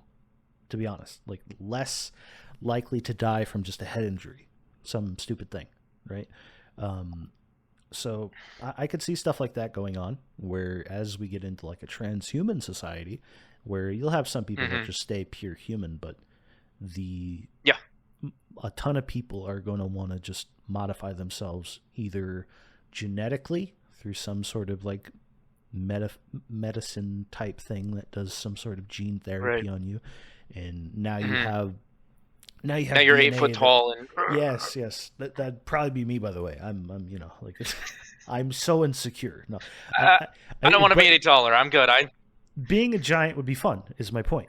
So some people are going to do it. I might be one of them. But another thing is like the level of people modifying parts of like literally just making your skull somewhat bigger, so the brain has more space, as well as some sort of mechanism. Because you know a lot about CTE, right? It's just from your brain hitting your skull, right? It's this Hmm. big mushy thing that's very vulnerable. So a lot of people are mainly going to do stuff that makes them less vulnerable, in my opinion. Where there's going to be there's going to be people that are modifying stuff based on a lot of vain stuff. So obviously we have this Absolutely. with Well, they're plastic already doing it. surgery, and yeah, yeah. So this already exists, but when we get into more scenarios where people are um, very much like, not only is it the only life I have, but if I die now, I may not live forever, right? Because you're getting into the longevity territory. That becomes very valuable to you. So the transhumanism that we might see might be way more about preserving yourself. Degrees of that Right. will be growing back mentioned earlier that they're using like spot to survey some construction yard to stop like copper theft, right? So there's going to be layers of this where you're also protected by like robot surveillance. I mean, we obviously have this with like people's uh, security cameras, right? So the next level Hmm. of that is eventually like autonomous agents that can walk around and survey your area. So that's like a layer beyond that is just what you can do outside of your own situation. So it's just not even just modifying yourself, it's like modifying your surroundings, where there's a lot more just protection around you from various things. So once you get into Chappie as well, if you've ever seen those movies, you might also see that where people are less willing. Okay, so like I might not be willing to modify myself and become transhuman, but I'm perfectly comfortable with having robots that walk around me and protect me. So you're going to have degrees of that as well, where people may never modify themselves directly, but they will have severe amounts of augmentation around them. So this is Hmm. there's a lot of strange things coming that I'm not necessarily sure how everything's going to pan out. You can't predict it, you know. So it's One of it's the very interesting. I wanted to quickly touch on what Escher said about the not all options, more options is not necessarily good, and I agree. But the point of technology is to give us either more options or more ethical options. The point of technology is not to remove options that we already have, unless it becomes so apparent. And so we all agree, for the most part. Obviously, not everyone's always going to agree on everything, but at no point should it be sort of tyrannical shifting of our direction, because and it's not even, I'm not even saying that well, doing it in this advanced way is not in theory better, but we have to put safeguards in place, right? Because it's very easy to say take that out of control, sort of move to a place that's no longer ethical with that, just because something is logistically more efficient. That's what I'm speaking on the topic of. So that's kind of where we get into the territory where I'm sure in 3, 4, 5, 6,000 years, that may be true, that we're raising the child the way that we are now is we are not really allowed to do that. But um, eh, because we've all realized, we've all come to the realization, but you have to come to the realization on your own, right? We and sort of governmental implementation and institutionalization of certain advancements, I think Well, your you have to genes already balance. dictate things, right? But there's a lack of your Yeah, own control on it. So the idea that we can edit our genes gives us more autonomy, even over our own yeah, children. Like yes, a lot of people, they want their kids to like have their own life and stuff like that, but they want them to have certain abilities for sure. Like that's why would you teach your kid to read, right? like invisibility. That's Yeah, if I don't get that, I'm just gonna have to keep having more. yeah. Honestly, You're a disappointment. you're suspect if you want invisibility. I'm going to be honest with you. Like, what are you doing? Where are you sneaking? Telepathic powers. Well, not me. I'm not gonna have invisibility. Your kid is though. I was just throwing out a superpower. Flying, it Okay. doesn't matter. If you Yeah, can't I'm fly, I'm having suspicious another of you one. now, is what I'm telling you, My because next you want child to will be fly. invisible. I can't. I'm too tall to be invisible. There would be, and I'm too clumsy. It wouldn't matter if you couldn't see me. You'd hear me. My Just back would creak. I'd like. We were talking about the movie A Quiet Place. If you've seen it, where no, you I can't haven't. make noises. It's got John Krasinski, the guy from The Office, and the whole concept is aliens come down. If you make any noises, they just like instantly home in on you in like a, a I 80 might have mile seen like radius. clips of that. I don't know though, And but we were like, I'm familiar. we wouldn't last long. We'd be sleeping and or like Wait, So is that the one where they go to like some sanctuary where like everyone's like or they were like deaf there, so they didn't speak? I can't remember. It might be a different movie that's like a similar concept. But yeah, I remember it like. one of the people is deaf in the movie, but there's no deaf sanctuary. Oh, okay, okay. Point being, I'm not sneaky. It doesn't matter if you can see me or not. You're gonna hear me. Oh, you I'm just got to very make loud everyone and deaf, my and then you'll bones be creak. fine. Oh, it's Bird Box. That's the one. Yeah, that was an interesting. I think that's where they like if you look at it, you die. Oh yeah, yeah. Like you're just cursed now. If you look at it, okay. Which conceptually is a weird concept. Just What, you see it. Oh, I'm can't dead. look at Like anything. Yeah, Medusa. yeah. I mean, like I get the aliens can hear really, really well, so you have to be quiet. Like that at least makes sense. But oh, you look at That it, you're might not be dead true now. for the record. That's kind of like I Have you think heard that's how the it works in the film. have you heard the concept that like people are like paranoid that we're sending our radio signals out into the galaxy forever, right? Well, Hmm. based on at least what we know with current technology, is that trying to listen to anything around a star is very hard. The sun of any galaxy is extremely loud and drowns out our Yeah, signals.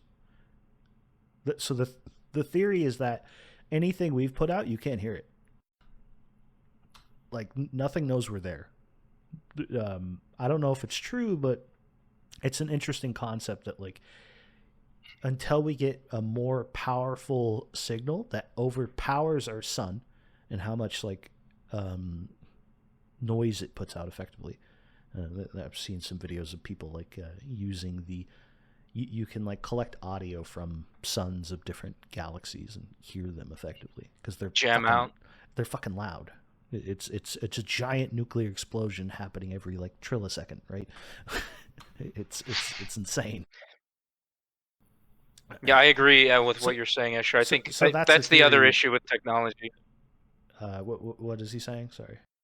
That he says that eugenics has a bad reputation, but he doesn't necessarily think on the whole that it's bad. Only that when a select elite group of people have access to that sort of technology, and I'd say that that's pretty ubiquitous for all forms of technology, is that it becomes a lot more unethical when only a small subset of people have access and are able to use it, and everyone else is sort of stuck out in the cold. That's the other issue. You practice eugenics with anyone you choose to breed with. Like so, Yeah, eugenics is like a more or less like neutral thing. Um, you can also do like forms of incentivized eugenics. Everyone's incentivized to do something, right? So that's how you. It doesn't have to be like someone with their boot on their neck. You just yeah. Well, encourage better habits in general. in I'm theory, capitalism is incentivized eugenics. There are certain people that are going to climb right through a economic system, and then those people that are able to succeed in that environment are going to be more likely to have children. So that's what that is. And you could I'm say aware that of that, by the way, capitalism Asher. bad or That with like machine learning, you could eventually figure out what the signals are. I'm just saying that it's entirely possible that you can't, or that it would be even more jumbled. Who knows, right? But with what you were just saying, people don't know there are like charitable eugenics programs here in America for people that are horribly addicted to drugs. There's charities that they collect money and they offer people money to get sterilized because the it's like the kids that they bring in are so messed up from all the drug abuse. Like these are people that when they get pregnant, they don't stop abusing drugs. They fuck that kid up in the womb. And so you have like places there, their only way to really do anything about it is to get that person sterilized so they can't have kids. And Right. it's like the whole situation's messed up, but what are we going to do? Right? Like Yeah, it's there has to be some form of solution, and there's like long-term solutions and there's short-term solutions. And so I can see the ethical arguments against it and for it as well, but to say that it's morally right or wrong is not really something that I think is very easy to, because you could say, oh, well, here would be the argument of why that's a bad thing, right? And I'm not saying I agree with this, but it would go along the lines of they're a vulnerable person and they're not really able to make those cognitive decisions because they are a drug addict. And so they're in a position where they need financing to feed the addiction. And they're probably also not in a stable position when it comes to housing as well. So then the argument would be that you're basically taking advantage of that to make things better for everyone else. And what happens when they get clean and then they want to have children? Obviously, there's reversible sterilization processes as well. Um, but that would be, I think that would be the argument that they would make. But then the other argument is that we don't have the infrastructural services to fix that at the moment, and we're creating more and more generational people with sort of generational and genetic trauma due to these circumstances. And the most ethical thing is this solution. So I think you can make the argument for either one, but in this example, right? The issue isn't necessarily the eugenics, which a lot of people would say, see, that eugenics is bad in this situation. The issue within the situation comes down to cognitive ability to make those decisions. yeah, Yes, it's you're true. right They do about that. that, Lex. Yeah, I'm not sure you wanted me to say that on the on here or Uh, not, but I'm not going to we're make an argument against that.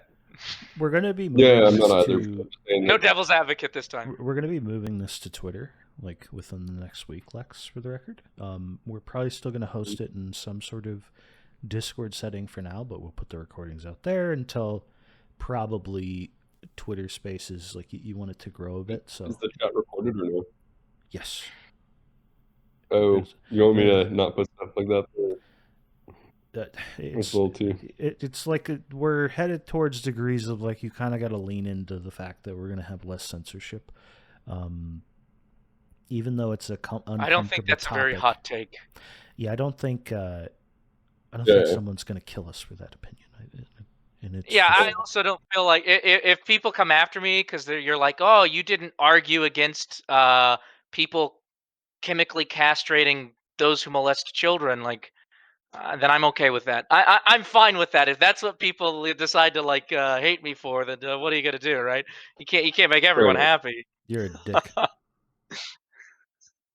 There, if you look throughout history, though, even in America, I'm not going to say which groups. Maybe you guys can assume, but there were also other groups of people. I think in the 40s, 50s, who were completely fine people, but in society, they were like they weren't for those people, so that they also did that to those folks. Alan Turing, if you look in his background, if you know what Well, happened. yeah, the point is like people selectively breed all the time. There are people lost to society that were probably worth having around that never ended up in a situation where they procreated. And like those genes are lost forever. It's a problem. I mean, how many of the people that like changed the way we think about a billion and one things never had children and never passed anything on? That's plenty of people. But yeah, so it's like you could beat the subject to death, but there's degrees to this where there's a million and one ways to nuance about this, and then once you get into gene editing and stuff like that with having children, I think it's going to be impossible for people to even police the fact that people want to make their kid better than them. You're probably going to be a bit sociopathic if you want your kid to be less than you were, to be honest. I want my kid to be smarter than me, right? Like that. Like Absolutely. I don't want to have like a group of kids that I gotta like literally walk them through everything, and they need me for like that. That sucks, right? So I think there's going to be degrees of this where people are completely fine with this, and like the opinions will shift, and people will be a lot more towards. I mean, think of how many women these days are super into like they don't want to bottle feed, right? They're like breastfeeding and stuff because of all the hormonal stuff that helps with them. That's Hmm. a thing that's kind of lost from the old world. That was just natural because we didn't have formula really. We just had milkmaids. So what then you go into is that people are way more conscientious about what they're doing with their children as far as making sure that they have a better lot in life than they did. I mean, I know I was bottle fed, like formula. That's why I am the way I am. But but there's degrees to all this where people are just going to try to do what's best for the kids. Uh, Well, and I can't imagine a situation where we're modifying our genes as adults and we're doing all this and we're attaching cybernetic implants and we're doing the Neuralink and we're changing our DNA sequencing to make ourselves more intelligent, faster, stronger, healthier. And then we say, whoa, whoa, whoa. But with the womb, with a fetus, now that's unethical. I can't imagine a situation where we'd be like, oh no, it has to be born with that if we don't do it, disability. China will. They're actively working on. They've been head of the Human Genome Project for a long time. I Hmm. watched some documentary probably a decade ago now where they're literally IQ testing like a ton of children in China, and they're collecting gene markers from them. Like they're collecting their DNA so that they can study what genetically makes you intelligent as much as possible. And basically, you're headed into like people with CRISPR or whatever technology is going to be used are going to create like the most intelligent people that they can. And every country, for the record, has like an incentive to do this, Yeah, if they're absolutely. non-malicious at least. For their own security and Yeah, their own advancement. Uh, China's just going to do that. Like you're screwed. Like so you have to compete. It's the same. It's the same well, problem and with I Neuralink. Is I'm going to get one because other people are going to get one, and it's going to make you more useful, or well, not more useful necessarily, just more powerful as far as like not having a cell phone is a disadvantage. It might be an advantage mental health wise, but as far as like a business sense and everything you can think of, not having a cell phone is a problem. You can't interact with a lot of the world. I think this is a really interesting area where I would consider, and I'm not trying to misrepresent arguments, so people feel free to disagree, but this is my understanding of the situation. Where when it comes to what we're talking about, there's actually a lot of overlap between what I would consider more like left leaning and more like evangelical leaning, because the evangelical would be like, well, the problem is that they're very uncomfortable with the idea of aborting you know, a fetus, right? Very uncomfortable with that for reasons of disability, right? That makes them uncomfortable. um, and so in a situation like this where you can just fix that in the womb before you know it's born, then there would no longer be the abortion would no longer be necessary, right? The other group that would then, I feel like, take more issue is more on the left leaning side, where they're very proactive and the what's the word I'm looking for? The visibility of those with disabilities, be they mental, physical, or otherwise, where they're very much, we can't get rid of this because that's what makes us diverse and unique and special. So I think what's really interesting is if you take the ethical conundrum that a lot of evangelicals have when it comes to those with disabilities, and that would be the abortion stuff they do in like Nordic countries, Scandinavian, you know, Norway, those people. If you no longer are doing the, well, we're just going to get rid of it, which is their big issue. We're going to fix it in the womb. I think that then the other people might start to take issue. Well, okay, it was very clear that it had this, um, you know, when it was born. Let's say even it's autistic, or it has bipolar disorder, or like there's something that we can scan it, we can see this thing, this sort of mental disorder has developed, and we're going to go in and we're going to treat that. And I think that that would make a lot of people on the other side, on the left, that would make that, then they would have a lot of ethical issues. And so I think that's the problem, is that no matter what you do, you're just switching the ethical issue from one group of people into the other group of people. So there's not much you can do when it comes to the ethics. There's always going to be someone who says, I don't like that. Do you think that we're going to cure things like Down syndrome and like people that are out of the womb? We're speaking out of the womb here, but do you think like, especially with like, so the concept with like longevity stuff is that there's a copy of your DNA in you, in everyone, and we can take that and Hmm. turn it on, and those are the only cells that reproduce now, right? So your body just goes to like a normal state, quote unquote, whatever your genetics, your The 8 year genetic makeup. process where all the cells are replaced. Yes, you're just going to turn back into a 20-year-old you, right? That's Right. the that's the logical progression of how health works, right? So if we have Well, regenerative stuff, that's what's going to happen.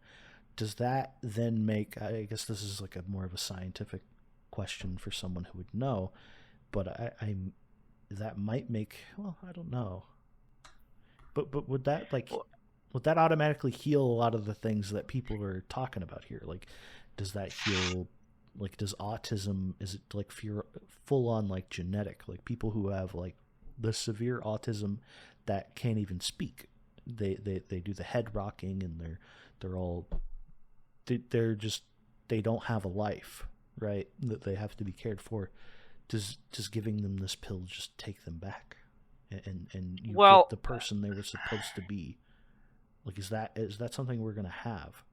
Because there's all sorts of things. Like my family is deep in the prosthetic business, right? Which is building people's legs and other limbs, obviously your arms and stuff. We're headed towards the point with there's a startup that does these bio bags, and they grow back they're doing it on frogs right now, but eventually it's going to be on rats and then chimpanzees and stuff. But eventually you're just going to be able to put this bio bag on, trick your body into regrow limbs. growing back the limbs, right? So to what degree is to what degree are we eventually going to have all these things just grow back and they go to what is like there's a static state that is you genetically, right? That's what I'm going for here. So we might even reach points where when you take this, you become different because even if your memories are there, you go to what you are as a person as far as genetic Hmm. state and how your body interacts with everything becomes I different. don't see Even why your it wouldn't brain be disintegrate. possible. If you look at neurodegenerative disorders and diseases, so let's take dementia. That happens over time, right? That's not an instantly you have dementia and then you now have dementia. It's fully formed, and so Yeah, I would the have to assume that the symptoms are like process. 20 years in advance, I believe. Yeah, it takes a very long time for those to take effect. I would have to assume that the same thing would be possible. So let's say you take someone with Down syndrome, they have a chromosomal issue, they have an extra one, and so you take their DNA or you take whatever, and obviously I'm not an expert in this, but you get that cell to replicate, and it sort of spreads throughout their body, and slowly but surely all the cells are replaced. I would have to assume if you believe in theory that the parts of the brain could be regenerated, and then we can regenerate limbs, then the process would be pretty similar. It would not be an instantaneous thing. You wouldn't flip a switch because it takes time for all those cells to be replaced. So just like dementia takes a long time, I would say that something, if it is a trackable, seeable, knowable, and changeable structural issue in any way, shape, or form, I think that that can be fixed. Um, Things like anxiety, those things might not necessarily be as structural, or they might be harder to see structurally. Well, it might be And entirely so in those structural as cases, well. it That's could be, another yeah, it thing. could be. And if it is, it's much easier. That doesn't mean it's impossible to fix if it's not structural. If it's not structural, we'll have better understanding and we'll be able to use some of these, I think, regenerative capabilities and through therapeutic means sort of fix a lot of that stuff. So sort of a dual attack on that. Yeah, it's kind of like if you drop anything in the water, it tastes like that now, right? Does that make sense? Where Hmm. humans are more like that than anything. Obviously, we can see that with an infinite amount of examples of any little societal change or even chemical change or diet change affects everything as a whole, and even in that one person prolifically, like in extreme ways over time, over a long period of time. So it might be the same thing with the regenerative stuff we're talking about, where this is my curiosity: is like, do you become a perfect version of you when you're regenerating? Because a lot of people, especially older people, would like to go back to a younger version of themselves, Oh right? yeah. That was when they were better in their mind. Maybe times were better for them, but they were also better. They could, a lot of people complain about their back when they get older and all sorts of things. So you're even on a physical level becoming better. So I'm wondering if, like, mentally, that's also an aspect to it. Because it might not even be just that you're mentally different on a cognitive, literal brain processor level, right? You're just happier because your back doesn't hurt all day, right? Like, so Yeah. that's the other aspect to it, where it's a proliferating effect that just takes place throughout your entire being, and it affects your mind and how you think and your positivity.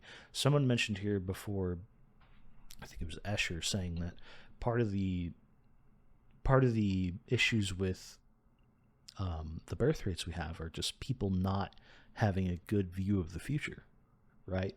Yep. Like thinking there's no opportunity. The common one you hear infinitum is, why would I want to bring somebody into this world? Everything's going to die. We're going to run out of oil. We're going to run out of everything. The food, everything's going to be People on are fire in like bad. 3 days. Yeah, uh, it's it's kind of one of those things where The world is suffering. Why would I want something to suffer?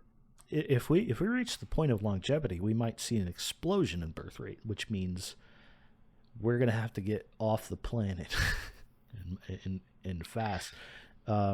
So But I think that I could think be the a thing good with thing. longevity is until we start changing mindsets, even longevity, like to those people who are that nihilistic, to those people with those attitudes already. Let's just say nothing else changes, but we fix longevity, right? They maybe I'm misrepresenting them, but I feel like they would just respond with, "Well, great, now I get to suffer forever. Thanks." Yeah, yeah. They're so nihilistic. They're so nihilistic and negative that you know they just move goalposts to something else. So there's a social factor there that needs to be fixed. Randomized, yeah. Yeah. RNG death. Oh no, Lex. Oh, We look at we the already time. we already have that. We don't need that. It already exists. Like, you just, at some point, you just die But what one if day. what if you have your God mode enabled? You need to die somehow. Oh God, yeah. I guess we reach such a level of longevity that it's nearly impossible to kill anyone. So we gotta trap you in a box with your bed for like an eternity. You know, that's I think that's the other thing is a lot of elderly people want to move on. They're like, I'm ready to pass on. But you have to look at contextually why that is. yeah. Does the It's does the because regen just like, now your grandpa's like fine with living for fucking 200 years? he's Like, like, oh yeah, I'm cool with another 400. But like, that's the thing. When my grandfather passed away, they're like, oh well, we can do this and this and this, and he was like, I don't know, he was like 82, 83, and he had so many health issues. Like, nope, unplug me, take me home, I'm ready to die. And why was he ready to die? Because it was fucking horrible. His situation was horrible. He could go on another maybe year, but what's the point? And he's going to be in a bed the whole time. He's in constant pain and agony. have you So heard the that's Mel that's Gibson like when people. story? No. Mel Gibson's his father was like 85, I think, something like that. Had all these health issues, and they took him down to Panama and did the stem cell stuff on him, and like repaired a bunch of his joints and a few other things that they treated him. And he said until the day he died, he lived another 9 years or something like that, right? Uh, Not like the healthiest, spryest person, but like he could get around and do stuff, and that like increased his quality of life, and he lived longer. So there's degrees to that. Like we have like living proof of like if you improve the elderly person's lot in life and how they feel and how they get around, right? Their They quality of they're gonna life want to live goes up. longer. Like you're gonna find shit to do. You're a human. Like we're creative, right? Like maybe not everyone, obviously, but you're gonna find stuff to do. People are gonna be completely fine with living forever. Honestly, in my opinion, it's gonna be interesting. There's always gonna be some new I think I stuff, think some new star. I think those that are against it, it's always very contextualized, and you can understand. And a lot of those issues are solvable issues. So a lot of the young people that don't want to live, why is it? Well, because they have issues, A, with their own mental health, B, with the social environment that they're in, or maybe they just got really unlucky and they're young and they have a lot of physical ailments. So if you fix the social issues, you fix the physical issues and you fix the mental health issues, then the odds are that most people are no longer going to be like, all right, take me out of it, Elizabeth. I'm coming home. I'm ready to go. They're not going to Yeah, have that everyone's attitude mentality. on that is contextual, right? Like if I'm ever in a coma and I'm not coming back, just pull the plug on me. Like a lot of people, like they have that directly in their will. And like if I'm just effectively a bag of bones, just being Like if feeding I have a tubed and stroke and yeah, yeah. There's a I've lot of lost people. 70% of my brain, just smother me with a pillow. So the attitude might literally just be revolving around how long you are healthy, more than anything. This is kind of like the crux of what I was trying to say with the regenerative stuff is that how much of you changes at least attitude wise. And I think there's going to be a Hmm. significant amount of honestly probably positivity, a lot less because once you get to a point of longevity, your mind does like you got to start thinking more long term. You're like, well, if we keep advancing, now that I can live for a significant amount more time, and the longer you live, the more likely you'll live forever, for the record. At least with if you're not killed, the longer you live, the more likely that is to happen to you. And then basically you reach an escape velocity and you live forever now. So with that in mind, you see the rate of advancement and everything else, including that longevity thing that just happened to you, and you're like, I want my own planet someday, right? That's a weird thought to have because anyone in the room could die in some tragic way, but it's also entirely possible that everyone in the room is going to live forever. So Right. you, your ambitions change in general, is my point here. So I think it's like positive, a positive future in that way. I think people are going to get a lot more optimistic. The idea that like I may not be wealthy, but I have time and a lot of it. Yep. So Well, and this isn't, that's going to be a big difference in it's attitude. it's not about living forever either. It's about life extension, right? So if you think about it statistically, right, uh, every single opportunity, there's an opportunity for you to die, right? And eventually, those odds they stack up. Something accidental will happen eventually. If I live for, let's say, 1 billion years, right? I will over time. I'm getting in more instances, more instances, more instances. Maybe in 2 billion years, then the odds just finally crumble for me. The luck runs out, so to speak. So it's about what it's really about. It's about extending it so that we could accomplish more. We can get more out of our lives, and more than anything, even if we only live, let's say, somehow we only live 110 years, right? But we're able to keep the physicality and we're able to keep the elasticity mentally that we have in our 20s. That's revolutionary. That's increasing quality of life. That's massive. And I think a lot of people would say, okay, I only want to live 100 and maybe people only want to live 120 years. and that's fine. But if you're able to live 120 years at your peak, that's just so radically different than what we have currently with our biological cycle. You don't get as tired. You don't get slower. You just stay peak. So Yeah, when if I'm there, 89 and I'm like, well, I've done everything, like Growing Back said, I've done everything, and there's definitely stuff that I'd like to do, but I'm not able to. I've done everything I'm able to do with the physical body that I have. And I again, so it's think very, once again, contextual. I think with generative AI and stuff like this, there's going to be a lot more to do. In fact, like there's going to be thousands of years worth of shit to do as a human, probably more that'll be interesting for you to deal with and go through adventures virtually, right? A lot of people are going to be entertained by that. So I think you're going to get a lot longer levels of entertainment than you'd ever expect, especially with like us modifying our brains It's a lot hard for them more. to learn new skills. Talking about old people, it's hard for them to learn new skills, so they don't want to because they've physically it's more difficult for them. If they're in a position where they can learn new skills, they will learn new skills. I think Sorry to AI cut is off. going to change that, for the record.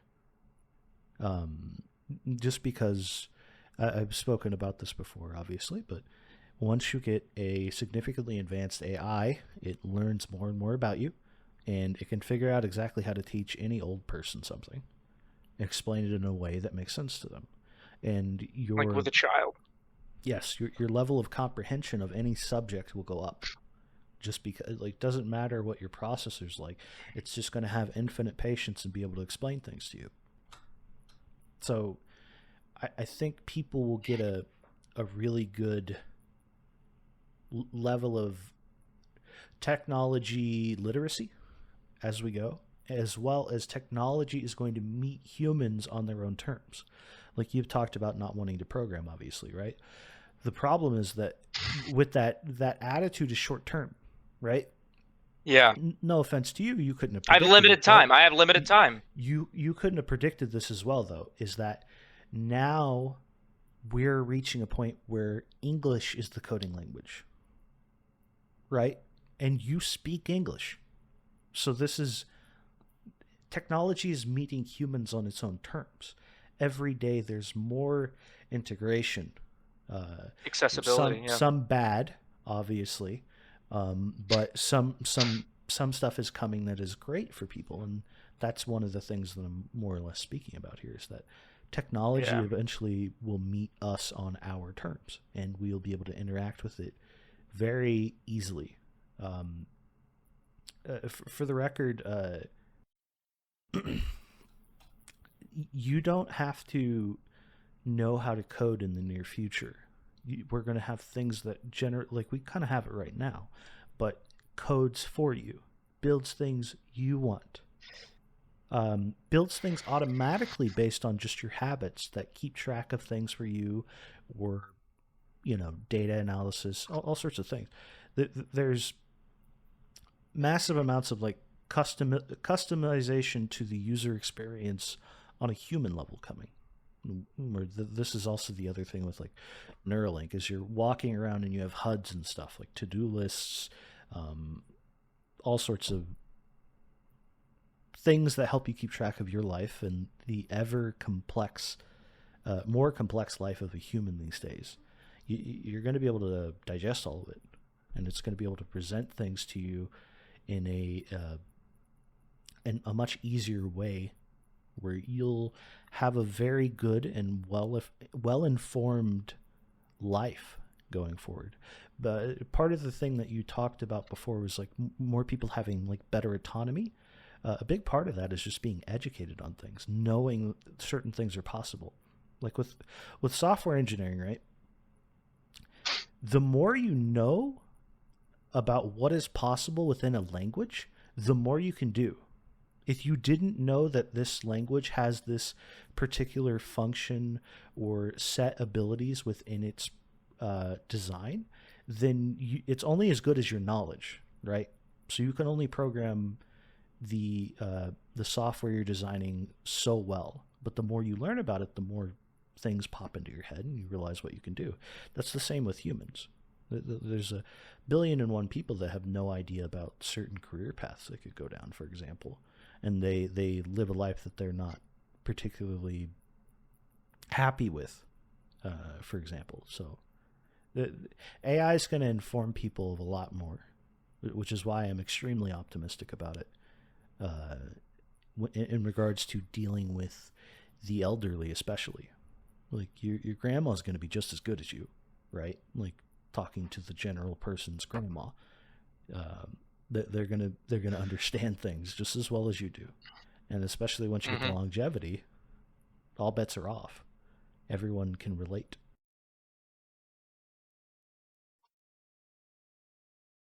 Also, for if we can keep, let's say we don't extend life, but just the like the body and the mind, like keep it in a like in a peak state for the length of time is there that's there, we're probably going to be able to speed up the sleeping process as well. Or even if we have like external like machine or something we plug into that expedites the healing or regenerative process, we could probably Yeah, we bring the talked sleeping about process this. down a lot. We talked about this a little bit before we brought up the dolphin example. I think it's like four quadrants. Like parts of their brain go to sleep because they're always awake. Um, but the other part is like we could eventually get to the point where we drain the fluid in the brain, because that's what happens when our brain doesn't naturally drain its what's the fluid called? You might know, Johnny. But I don't know the fluid, but essentially our brain doesn't have a lymphatic system, and that's how we get rid of waste in the rest of our body is through our lymphatic system, which is why when we get infections, your lymph nodes swell up. And so since the brain doesn't have a lymphatic system along its circulatory system, we use sleep as a process of getting rid of the waste we accumulate while we're conscious and awake. Hmm, very cool. yeah, so the point is like eventually through some sort of either genetic modification or through some mechanical modification, we might be able to turn off sleep entirely, where you just Yep. don't have to. Hmm.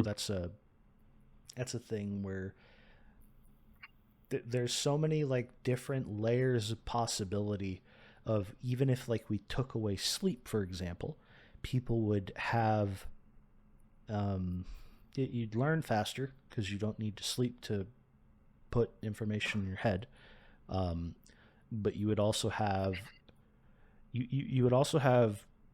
these you'd have more time in the day is really what we're talking about here.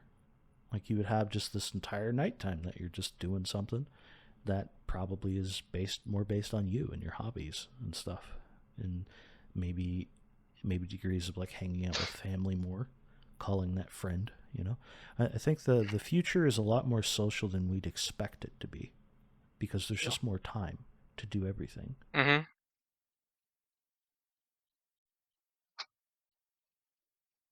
I agree absolutely.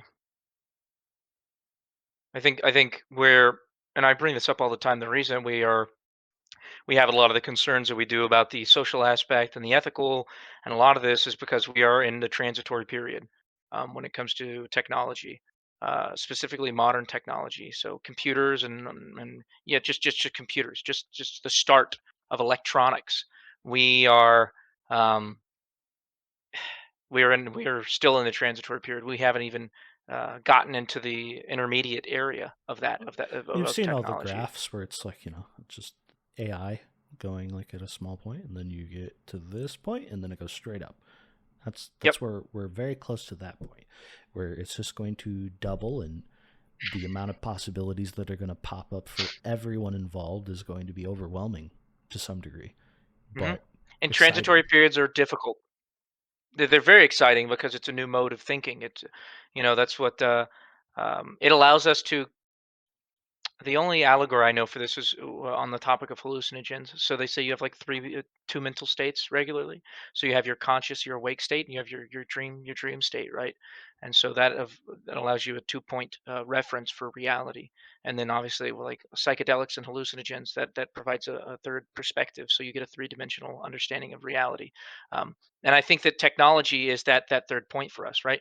So that it allows us to, well, maybe not the third point, but it gives us a completely different frame of reference for everything, and so we can learn so much more because of it, and it changes the way that we're going to be able to see things. It changes everything, but because we're not used to it, the implementation of it is a scary idea, because the unknown is one of the things that human beings tend to be afraid of.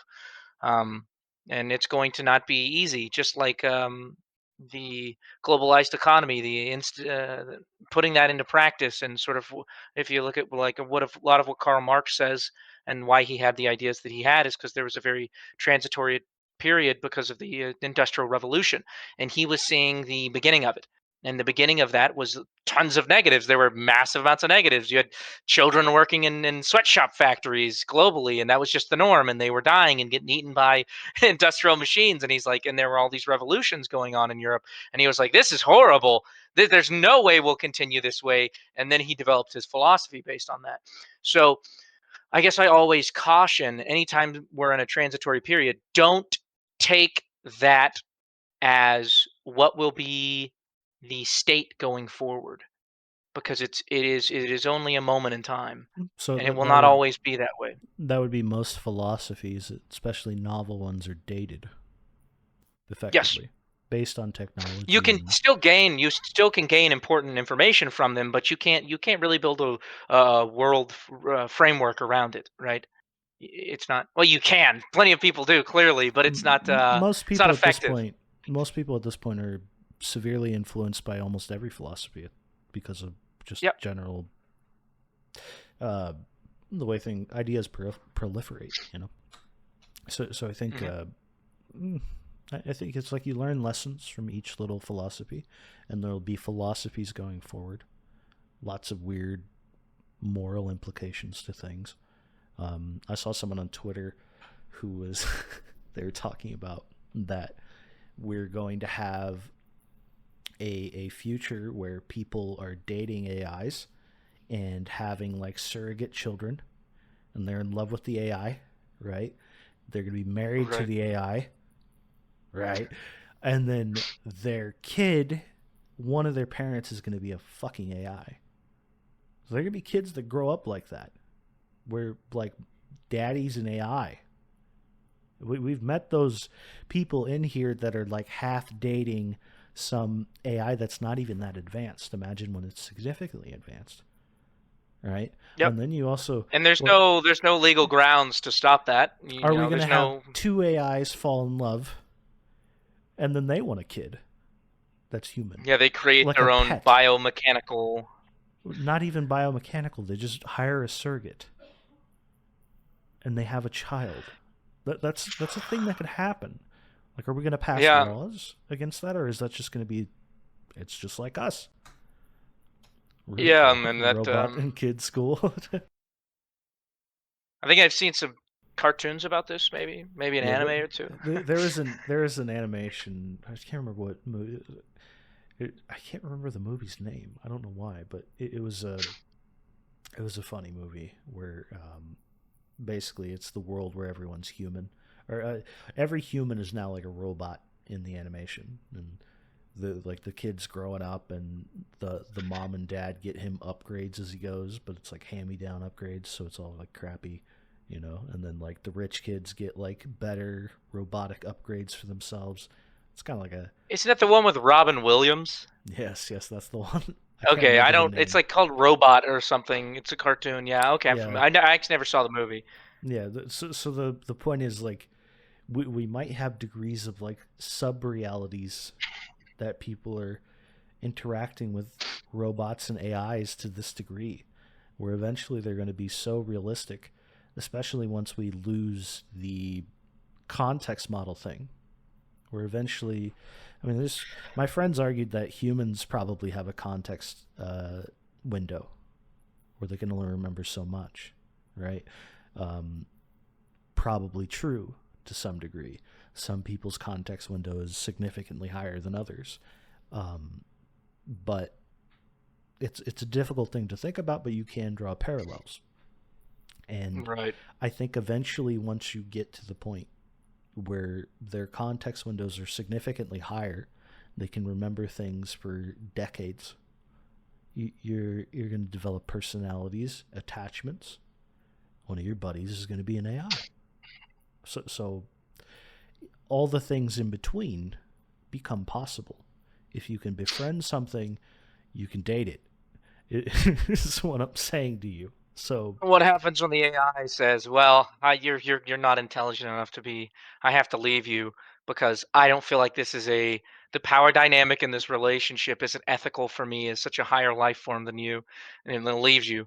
And be like, to me, it's probably dating going to you would be happen. like you dating a dog. I don't know. There's some people That'll dating be their funny. dogs out there. But But we try not to let it happen, right? We're like, Twitter's a you bad probably place shouldn't be doing sometimes, that. dude. Oh Yeah. God. There's that lady that got famous recently for it, and it's awful. Um, so the point is like she exists and it's just a dog. Like that girl's gonna date an AI. So like, what do we do? How do we do? Do we just let it happen, or do we have to pass laws? Well, I mean, like, Because then you're what immediately gonna legal have, grounds? yeah, you're gonna have all the various political stuff is gonna come up of like, it's unethical to deny me my rights. So there's just no fighting it. It's just all gonna Well, happen. like, there's marrying.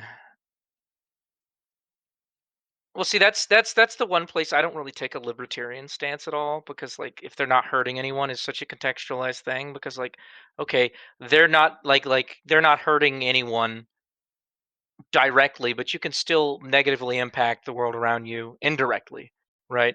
And so that's why I think the whole like, well, how does this affect you personally?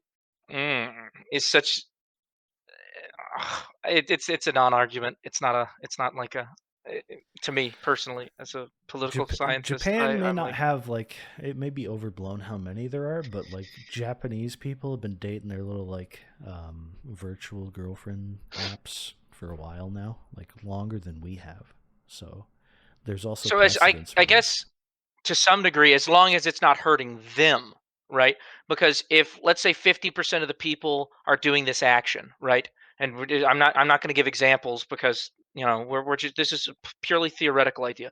50% of people start doing this thing that only negatively impacts them, right? But it does have a visible negative impact. Well, now you have 50% of the population that is engaging in a behavior that is negative towards them, which means that it's detracting from them.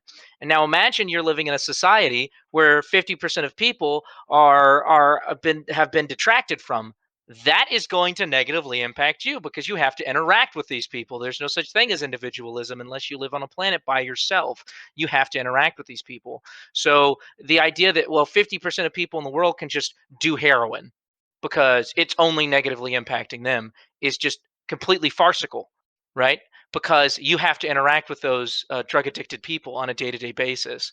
And that will negatively impact you because you have to, with their highs and their lows and their mental instability and all the things that come with drug addiction, if they interact with you even a single time and that has a negative impact on you, right? Oh, then yes, it is negatively impacting me. So that's the problem there is the whole, well, it doesn't affect you. Well, Do to you what think we're degree? Um, do you think we're gonna Go do ahead. away with drugs entirely just because we can virtually simulate them in like a controlled environment? I've been thinking I about I this a Yeah, I decent have amount. no idea. imagine the app purchase, the in-app purchase. The DMD trip, right? Give DMT me 1 second. trips. Go ahead, Lex. Yeah, imagine Apple's the one who comes out with their own chip, and then you can buy like heroin, like simulators and stuff. But then, they get their 30% in-app purchase commission on that. Well, here's something to think about: is that like the drugs of today suck compared to what we're going to create virtually. Like you're going to make it infinitely better. So like, why would you do a normal drug? And So imagine that's no something side else. effects too, or like Yes, no health effects. I think that we would avoid the health effects, but there would still be cognitive effects because you are experiencing that. But I don't know. Yeah. Maybe we'll be able to mitigate that eventually. But uh, there's all sorts of interesting concepts of like people effectively can chemically or virtually feel anything they want in any moment. So Yep. we can take over this monkey brain stuff and steer it however we want as far as how we interact with the world, what makes us feel good, what makes us feel bad. Mm, mm. Yeah, that's really interesting because, well, there's nobody out of everyone. Like, I don't know anyone who's ever wanted to remove the like reptile port, like your monkey portion of the brain, you know? So it definitely has some uses, but if we can slightly reprogram it, because it it gives you sometimes signals that are not beneficial for you to like whatever we create a society today, and it's Things like anxiety, right? Like that's yeah, useless to some people. yeah, yeah, It exactly makes to them some people, completely, but they can't do like it is anything a because they're signal. anxious. It is a signal, and it does have a purpose in I think in the majority of cases. However, it might not be useful to some people. So, but but even like goals that you said or motives, you can if we can reprogram the monkey portion of the brain, then we can have it give signals that are more beneficial to achieving those things. I don't know. That's yeah. Growing. That's my friend says that whenever you feel dumb, it means you just learned something. So it's poetic, I guess. Uh, I think I, I I mean there's other aspects to think about, right? Where as far as like the doomer crowd, right? The thing we just came up with is like they just make it feel bad to do all sorts of things chemically. Hmm. So you become a drone. For the record, I think a lot of the conspiracies for things like this sort of future that people think is going to happen uh, on a doomer sense is kind of pointless because the level of advancement in robotics, they don't need us as slaves. And this is why people are like, oh, that's why they're going to genocide half of us, right? And we're all screwed. It's entirely possible that it's Population's part of the already in plan. decline. Yeah, they don't need any help, is what I'm saying. Yeah, they don't. But There's no. like my general point is like these these issues that they think that population down to 500,000, let's say, all this shit is solved by like time, just the way humans are already breeding, and then solved by robotics, right? So you don't need to carry out this massive conspiracy necessarily. It becomes a non-issue. No, we don't hear. I don't hear the alert. I'm recording it. I have like stuff like that That's just muted, on so your don't end. worry They're about like, it. bop, bop, Fair enough. I Y- just boop, didn't boop. want to go That's on and just on off. your end. Yeah, you can Um, turn that off on your own end if you. It works okay, okay. fine. No, it doesn't bother me. I wasn't sure if you guys were hearing that. But For the record, I filter out yeah, all background noise, so if you're worried about that, you don't have to mute. Like, I have NVIDIA broadcast. Everything's just filtered. okay. Yeah, so, but for, yeah, like I understand some of the things that the Doomer crowd is saying, but I think, man, it's just when there's such an acceleration of when you're hitting that knee in the curve of a innovation pace, it's hard to imagine where things would go. So it's like it's just this big tree branch that we're hitting it. There's so many multitudes of ways the main scenario can go, and then where we branch off of that. So it's Well, yeah. I also think just immediately assuming the worst of everything is not historically precedented because we still exist. Mhm, mhm. And we've Yeah, they've so you have to. I'm not we've saying assume the best of everything, humanity just a middle ground. humanity Yeah. has survived everything that humanity has thrown at it. Is what I would say. So far, so good. It's even through the bad times, eventually they end. So there's it's like I mentioned earlier a bit about the housing thing, where my father, you cannot convince him that houses aren't going to just infinitely get more expensive, and you can't buy one. And the house he bought a few years ago is the last the last moment that a certain sector of the population could ever buy, right? Houses are just going to get more expensive. It's just not true, because the ability to build houses is going to get extremely efficient. The Mm-hmm. the level of like 3D printing advancements with that is Yeah. crazy. You can put up an Yep. entire part of the house, which is like structural, automatically. You just set the machine. You have, as time goes on, that's going to get and more quality and speed boosted. So it's going to look nicer default. You don't have to do as much work on it. There's all sorts of things with like concrete insulation when you're 3D printing these places that make them a lot cheaper to live in as well. So there's just all sorts of things where these aren't these are temporary issues. Most things that humanity is dealing with is a temporary issue, as everything we ever dealt with was, other Yep. than philosophical uh, perils that plague every man, that sort of thing. Hmm. Yeah, and also, well, there's a few things like the economic system that's used will change, obviously. So that's one thing. So whether like inflation or whatever, but yeah, cost of materials. Well, we're not going to use the same materials probably. Two, there probably won't be human labor in it, so that already removes a few things. Um, and then yeah, like we'll be able to do it quick. But if we can have a whole system that's non-human, that it can make itself more efficient, I think the energy costs will pretty much go to zero at some point. Um, then yeah, then we'll be able to spring up that sort of thing for very little. The only thing I see that potentially won't is when markets are controlled. That's like when they can control the supply and the demand, that they can kind of control pricing. So that's really the only thing. Yeah, that's the only issue. We spoke about this before, that like when you get to a severe amount of like advanced robotics, right? We will have effectively inventory of the earth, where every raw material that's useful is just going to be pulled out of the ground just automatically. It's the thing we mentioned before. Like eventually, there's no sleep Or cycle for the space. robot. Yeah. What were you gonna say?